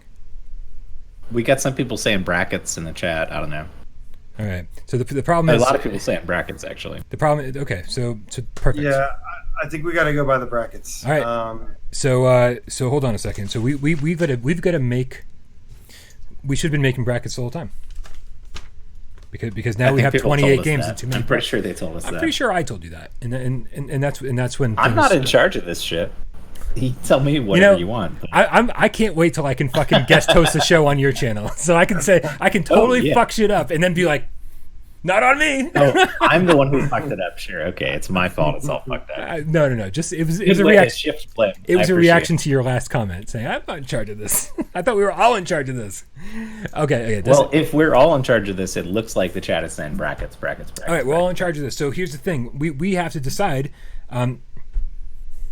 I think we sort of need to revote. I think everybody needs to revote because it doesn't work otherwise, right? Okay, man. All right. Well, how do you expect to make 4 brackets out of 28 games? We take the existing brackets that we put down. We didn't make any existing brackets. No, Nick was putting brackets in there at the beginning. At least he was saying this is bracket 1, this is bracket 2, whatever. But AJ has Blood and Truth in his top 5, and we don't. Yeah, that's fine. We'll figure it out. I guess. I don't know what we're doing. So let's look at the brackets. Blood and Truth got more votes than Firewall. Well, then here's what I'll say. If we have a top 5 bracket and there's 6 games in it, mm-hmm. and one of those games has enough votes to warrant being in the next bracket at number 6, then we put it there and we move on from there and we shift them as we go. All right. I don't know. I'm for the first time looking at the top 20 voting. Yeah, so people are saying I voted. Yeah, so Lilith is saying, I voted for Wipeout as top of the second tier. I wouldn't put it over Astrobot or Beat Saber, and I think everybody's sort of on that page. So we do have to bracket it out. Yeah. So let's start with those top 6 that are in the top 5. We've got number 1 there as Astro. No, it's not Astrobot. It's No Man's Sky Beyond. No Man's Sky. So this potentially could be. I mean, I'm fine with that being number 1. It's a fucking great game, and I'm kind of amazed you guys already voted. It's been out 1 day, and you guys already voted it as number 1 in that bracket. Sorry, Judge no problem with that. Judge Deadpool's game cat. Just gives $5 donation. Says for aspirin, off to work. Good luck. Hey, there we go. Thank you. We're gonna need it, man. I'm totally fine with this being chaotic, but all right, fine. Here we go. Ready? So No Man's Sky is obviously in the first bracket. Yeah, it is. All right. Yes. What else? And then right after that, we got Astrobot. Astrobot is in the first bracket. Followed by Resident Evil 7. Okay. So if we're doing 1, 2, 3, 4, 5 here, we've got No Man's Sky number 1. Yep. Astrobot 2. Astrobot number 2. Okay. Wait a second. Firewall has 44 votes? No, it has 22. I'm sorry, I'm looking at it wrong. Okay, yeah. Firewall is like last place in this bracket. Resident Evil 3. Resident Evil 7 is number 3. Okay. Yeah. Then we've got Beat Saber only by 1 vote getting edged out by Resident Evil 7. Okay. That's going to be our number 4. And then Blood and Truth comes in at number 5. So I say, actually like this. To be honest with you, like I actually like that order. Yeah, the only thing is that Firewall gets pushed to number 6 there. And I'm okay with that, but I don't know if in general we agree with that. So I don't know. I had Firewall at 3, and I'm totally fine with putting it at 6. I mean, too. Yeah, I mean, it's fine. I had it at 3 as well. And, you know, these are the Mine was top like 4 20 or 5, games. yeah. These any game on this list should be pretty much a must-have. Yeah, absolutely. At this point, if we do this right, like you know, last time it was the top 10 were must-haves. For this list, it's basically we're trying to make every single one of these games a must-have. So, well, they are. I mean, depending on what you like, a lot of them are must-haves. All right. So now we've got the 5, Right. And Right. it looks like Firewall. How do we move it into the next bracket? Because in this bracket, Firewall has lower numbers than most of the games in 6 through 10. But so people weren't voting in brackets, even though they. Can we make a new I think bracket? I think they were voting in brackets because Nicolo put it in as voting for places 1 through 5. So people were voting in brackets. Nick made sure of that. So, oh wait, someone said Nick made a new vote. He made a new vote. He made a new vote. Here we go. Shit. Okay, Perfect. So I'm not Perfect. even on top of what our mods are doing in here, but good job, Nick. You're holding it together. So it looks like, so people are voting based on the number in the list here. So Oh, God. I guess let's give them a second. This is confusing to my eyes at the moment, but Yep. I think this is going to give people a chance to come down a little bit off of No Man's Sky and maybe put Yeah. Astrobot back Okay, up. so and he's put got Resident Evil 7 He's back got up. 1 through 6 here, with Firewall on the list. So I'm totally fine with that. So he's got 1 through 6. So we need to figure out what the next 6 are for the next 6 bracket while they're voting in the first bracket. What I think is we do, 1 through 5 is more than 5, and whatever doesn't make the cut, we put at the beginning of. I like what K Panic says here, but it should be 6 because it got knocked out of the 1 through 5. I like that. I think it should, as they get knocked down, those should be the beginning of the next. That's what, list. exactly what I was about to say. 100% Next agree bracket. with you there. Let's do it. So if this plays out the way I think it's gonna, Firewall is gonna end up as number 6. Because if you look at it right now, Firewall's got 2 votes, which is a little poor as far as Firewall goes, but I can see why it played out this way. Yeah, it's definitely in last place at the moment. So do we want to go through these brackets and give people time to vote and then return to them and say, hey, this is the final thing? Because if we say this is 1 through 5, once again, if somebody shows up in 5 minutes, they're not part of that vote. I don't know. It's up to you guys. I think, dude, this is now the second time we've started voting. So I think we should just roll with what's going on here in terms of just leave. Yeah. And in terms of just leave 1 through 6 as 1 through 6, in terms of let them vote on it, and then we'll use that order as 1 through 6. Right. So this is playing out a lot closer to what I thought people would agree with us on. In terms of Astrobot is definitely coming up on top right now, followed by No Man's Sky, which sounds right to me.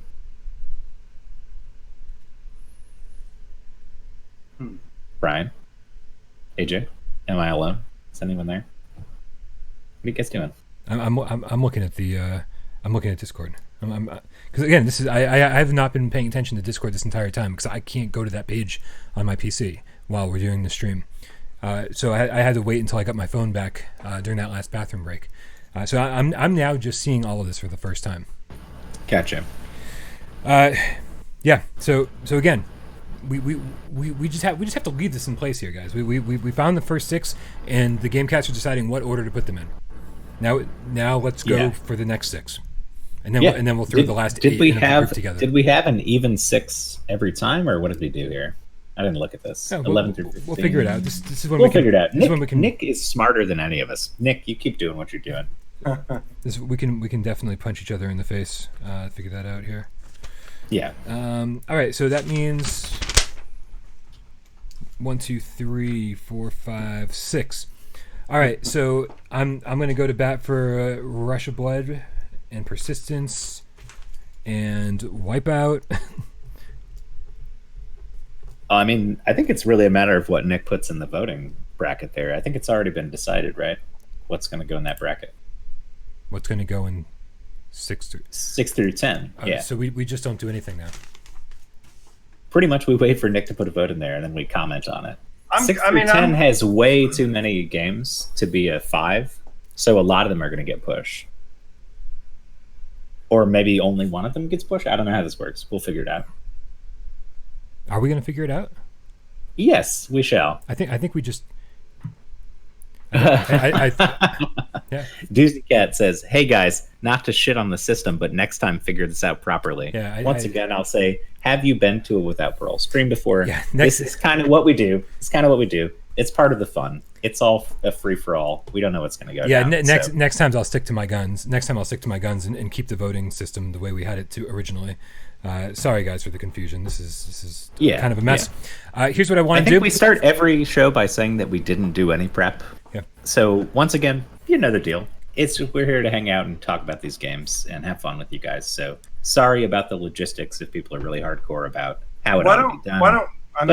You guys don't want to actually. You guys don't actually like figure out the order of that. I mean, I thought we were kind of going down. We're trying to. But do you realize how confusing and hard this is? Like, yeah, I do. But what I'm saying is, like, you know, we kind of agreed that like we let everyone vote once, and we have No Man's Sky is number 1, Astra number 2. What is it? At this point, Resident Evil 3. At this point, why aren't we just taking the overall vote?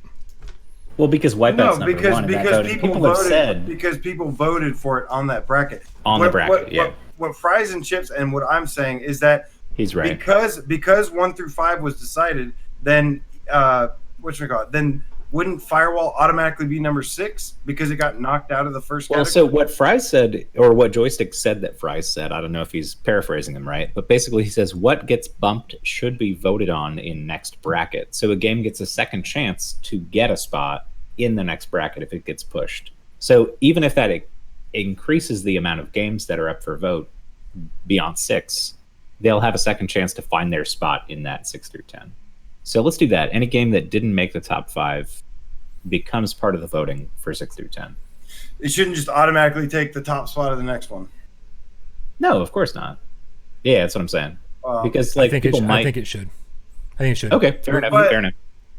But when we have 8 in the next bracket, I think we could just decide it though. I think we could just decide which ones. Let's just decide. Let's take a look. We'll decide. All right, here we go. So the GameCats have decided. I have voted on a ton of shit here, and now it's up to us to kind of sort out all the shit, right? Yeah. All right, let's do this. All right, here we go. Number 1, No Man's Sky. Obviously, that blew away everything, right? And then Astrobot. No, hold on. Astrobot won. In the most recent poll Nick did, look in the Discord top 20 voting. This is I think the final one we agreed on. So in this one, Astrobot wins number 1. It's got 26 to 20. So No Man's Sky is number 2 in that case. And then we've got Resident Evil 7 is number 3. And then Beat Saber number 4, followed by looks like Blood and Truth. So Firewall gets pushed. Can you guys hear me? I can hear you. I can hear you. So now we're just kind of ignoring the initial voting. Well, I thought the reason we did the second vote is because you said let's do a second vote, and Nick put a second vote in there, and we're going on this one. Is that wrong? No, we've screwed up. We have to admit that we screwed up here, and that now we're fucking complicating everything. No, but it's becoming closer to what the actual list ought to be, because in the initial one, Wipeout was number 1, and I don't think any of us agree that Wipeout is the number 1 game. So this is more accurate by bracket than it was in a free-for-all every game against each other. And people said specifically, I voted in this bracket, not in general. So well, then now we give everyone the chance. Nick knows what he's doing right now. Does Nick know what he's doing? Because if Nick knows what he's doing, then he has to tell us what he's doing. Because here, guys, I'm looking at it. I know exactly what he's doing. What I'm saying is, I don't know what he's doing. Okay, and we need to make this fucking clear very, very soon. We need to make this clear. I say we get rid of the fucking brackets. We take and we let everybody go in and vote from the entire list that's been created initially. Get rid of that last bracket voting. We've got an entire list of games that's been that people can vote on. The top 20 are the top 20. Done. If you guys were voting for brackets, stop voting for brackets. Go in, and you guys go vote for your favorite games in the entire list. The top 28, I think it was, and then that'll whittle it down. Sorry about the confusion, but we're making this simple right fucking now. No, we're doing this right now. So it's a reboot. No brackets. Everything is a free for all. Yeah, everyone votes for what they think is supposed to be up there. Yeah, this means people can vote for more than one game. You can totally vote for more than one game. Yeah. Right. So that's it's got to be overall. It's got to be overall because otherwise it doesn't make any sense. Right. We started with a bracket concept. We ditched the bracket concept, and now we're trying to bring it back, but now it's too late. So we have to say, hey, here are your 28 games to pick from. Vote for the ones you love the most, and then we'll figure out some numbers. All right, dude. If that's what you want to do, let's do it. I mean, where's AJ in this? Did he go? Is he taking a poop? No, AJ's right there on the screen with you. Oh, I have it set up so I can see the Discord, but I only see who's talking. So it looked like AJ wasn't there because he wasn't saying anything. Sorry. Okay, so yeah, I'm cool with that. Let's do that. All the games. I'm sorry, Nick, for the administrative overhead here that you have to take on being the mod in this top 20 voting thing. Yeah, no, but Nick's job is done. Thank you very much, Nick. You've done a great job. But now we just need to say, hey, here's the list of games, and now you're going to vote for the list on the list of games. Tell us which ones are your favorite. The ones with the most votes wins. If you were previously voting because you thought they were brackets, they're no longer brackets. Vote in every single category, and then we'll sort out the details. So that's it, guys. Thank you very much for very much for. I love this back and forth in the chat. Somebody says brackets were voted fine originally. Panic, all caps. Then right before that, Irving says, "Chill out, Brian. We love you." I still think so. I still think that I think it's we use their help, but I still just think we should make the list ourselves. It was somebody else is saying that too in the chat. Yeah, it was originally designed for them to help us. This isn't supposed to be like the list itself. Here's what I think. I think we get to vote in the Discord on the games we want on the list. But if we take those votes and then massage them to make the list that we want afterwards, we're going to be here for another 3 hours. To be totally honest, I think we should stick with the votes. We've decided we're using votes. We've decided what the things are to vote on. So let's, we can talk about it afterwards if we want to move stuff up and down based on our impressions. But on this stream, let's try and hammer out, based on the votes, what those top 20 are. All right. You guys cool with that? Totally do this. All right, let's do it. So, guys, Nick is going to hook this up in the Discord, I am sure. Nope.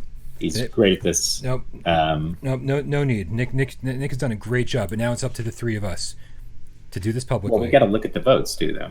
Yeah, and thank you, Nick, for doing that. We love you and appreciate you. But now that we're going to use those notes, we're gonna take control of the situation, and we're gonna maybe give a little bit more leeway to things that we weren't going to give leeway to. No Man's Sky wasn't anybody's number one, and if it ends up being a number one, it wasn't. Yeah, because the cats decided. No. Then we're going to take another look at that.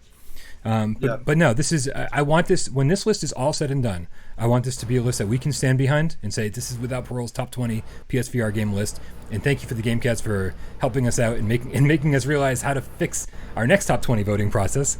But as of this one, we've got to be confident in the list that we decide on.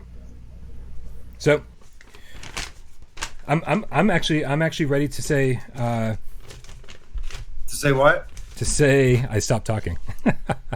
Let them get their votes in. Let them do all that, and then we'll decide. We'll decide at the end.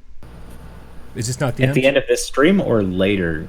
Is this not the end? I thought this is the end right now. I feel like we're wrapping it up now. We don't need to introduce a new chapter to the story here. We'll wrap it up, and then we'll let them get their votes in, and we need to take this offline and get this sorted out.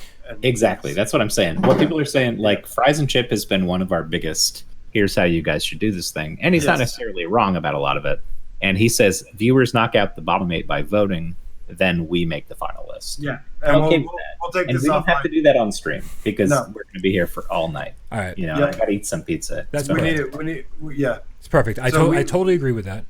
So yeah, we have what we need. We have the games. We have lots of votes. Yep. We can totally shape it from here. And we'll just shut the Discord voting process down, let's say midnight Eastern, and so that gives everybody like 3 more hours to vote. That's a really good idea. And then, really good idea. And then, since this was so, this didn't work out so well live, we'll totally we'll hash this out behind the scenes, like you guys were saying, and we'll do our best to make a list that you guys can be proud of, that we can be proud of, and then we'll reveal that list next week, on the channel. And I feel a little weird wrapping it up now, Why? Everything's already there. It's all there. It is, but it's what not. Do you want to do? I don't know. I want to see the initial feedback from people. You want to sit here on stream and watch the votes go up and down? Yeah. No, I don't want to do that. Okay. I want to go play more No Man's. Yeah, it's a shame that Of course. No, I'm just kidding. We're gonna work on this list after. It's a shame this didn't go as smoothly as I was hoping it would. I thought we had hashed out all the details ahead of time. Did it the same exact way, man. Should have just did the same exact way we did last time. I agree. I don't even remember how we fucking did it last time. That's part of the problem. It was as haphazard as anything we've done this time. No, but now we've introduced 2 different voting systems, and we're just going to complicate things if we try to stick with anything that we're doing. It's been a fun conversation. I think Absolutely. We introduced some interesting games to the list. I'm so sorry that the cats can't be here for the inevitable conclusion to our decision making. They'll be here next week when they subscribe to your channel and see the video, and no big deal. All right. Well, thank you everyone for being part of this stream. Man, I'll tell you, after the 3-hour mark, I think everybody's brain starts shutting down, and we go, "This is fucking ridiculous." I was expecting 4 to 5 hours, to be totally honest. I was too, but I was also expecting the pizza guy to show up by now, and there's been no pizza guy, so that's definitely thrown a wrench in the works for me. Oh yeah. Where the hell's the pizza guy? You already ordered it like hours ago? Yeah, I'll call you guys right after. Okay. Haven't ordered any pizza. Yeah, let's get on a 3-way chat. Let's go talking. All right. And if we can, guys, we record the conversation for you. Oh, guys, real quick, we got 25 pounds. That's British cash. Is that not euros? From Belt. Maybe it's euros. Who the fuck knows? I don't know. I think I know. The whole Brexit thing. Who knows what it's going to be in a few months? Good point. Anyways. Bell Ramio, the Space Pirate Game Cat, says, "Not sure if it's the end now, but it's the end for me at least. It's 3:15, and whatever happens now, just make a final list you can agree on. Yeah. Good luck to everyone." Big old smiley face with the teeth showing. Thank you, Bell Ramio, for that 25 euros, pounds, whatever the fuck it is. Thank you. Yeah, no, absolutely. Thank you very much for the donation. And again, like this has been a fun way to get the games introduced to the list. And of course, the next time we decide to do a top 20 list, we'll take everything we learned from the first time we did this and this time we did this, and make sure that the third voting process is definitely more refined. Incrementally better. It's not going to be perfect. It's not going to be perfect next time, but it'll be better. Or it'll still be just as much fun to watch. Trust me. Fuck it. Trust me. Next time it's going to be perfect. I promise you that. We'll see. We'll see. Because I'll be working on it between now and then. On our initial discussions here. Yeah. And Fries and Chip, whatever, you got some good ideas. We'll ask you. Dude, there's been so many good ideas in the comments. I know a lot of people have had a lot of different ideas from the get-go saying how we should do this. And I think a lot of them, we'll probably mash a few of them together and come up with a really good system. So now, just to wrap it up real quick before we go. Yeah. Somebody said, "I just came here. What's the list so far?" I've seen a couple people who said they just got here. Yep. Let's give them the list of what games are in the running, real quick, as a wrap up. Or join the Discord server. Just throw them in there. The Discord server is in the link. The link's in the description. Make sure you join the Discord server. Go to the top 20 voting channel, and then there's everything you need to see. All the games, all 28 games. Just to give it to you guys real quick, I'm going to do it real fast. All right. Resident Evil 7, Astrobot Rescue Mission, Firewall Zero Hour, Beat Saber, No Man's Sky Beyond, Blood and Truth, Until Dawn Rush of Blood, Super Hot VR, The Persistence, Five Nights at Freddy's, Sairento, Wipeout, Farpoint, Borderlands 2, Skyrim, Take a Breath, Trevor Saves the Universe, Moss, Immortal Legacy, Ghost Giant, Red Matter, Here They Lie, Table of Tales, Everybody's Golf, Catch and Release, Tetris Effect, Ace Combat 7 to the top, Static, and that's it.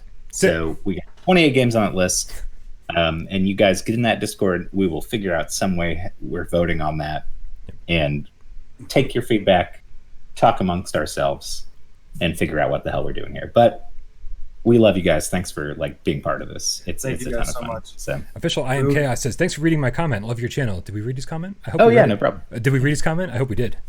He said, I just came here. What's the list so far? Oh, so very he was good. the one I was Very good. given the, yeah. Excellent. Yeah, guys, thank you so much. Shit show is always fun, and thank you so much for participating. We will work this out, I promise you. And make sure you subscribe to AJ over at PSVR Underground and check out his work here on Without Parole. Make sure you subscribe to Dave over at Dave Station VR, and of course, make sure you tune in to Without Parole for all the content we've got coming up for you, and of course, join the Discord not just for the voting process, but to hang out because. It's so fun. It's We'll so just much chill fun there. just to hang out. So, for PSVR Gamescast Live, I'm Brian. That's Dave. That's AJ. We're out of here. Love you guys. All right. And real quick, we said voting stops at midnight. Right? Midnight. So Midnight guys, Eastern. you still got 2.5 almost 3 hours hours to get in there. That's right. If you haven't signed up for the Discord yet, there's still plenty of time. Get in there. Throw some votes down. We will slam our heads against the wall until we figure this out. Oh, we got this. We So, got this. I promise you, yeah. we got this. Yeah. We don't got this. We'll figure it out. Excellent. This cat's taking extra long to get to the camera today. Jesus Christ, that was a show. That was a show. These people are great. I love these people. How many people we got? Like 200 people watching? It's kind of insane. They're all very patient people too. They're all very patient. Well, I mean, they sat through your 12-hour No Man's Sky stream, so. Yeah, those are different people. Okay. Those people that tuned in for the No Man's Sky stream actually expected me to do something and get something done, whereas the people that tuned in for this show knew full well we weren't getting shit done. Oh, yeah. Yeah. Well, I mean, No Man's Sky, though, the thing is, like, you think you're going to get something done, but then you hop in VR, and you're like, wait a second. I don't even know what I'm trying to accomplish, and it'll change 5 times over the course of me playing this for 8 hours or whatever the fuck it is. Absolutely. Like, somebody earlier said that you can't just play No Man's Sky for an hour or two, and that's totally true. It's 100% true. Like, you get sucked in. All right, you guys, thank you so much. We're out of here. Good night.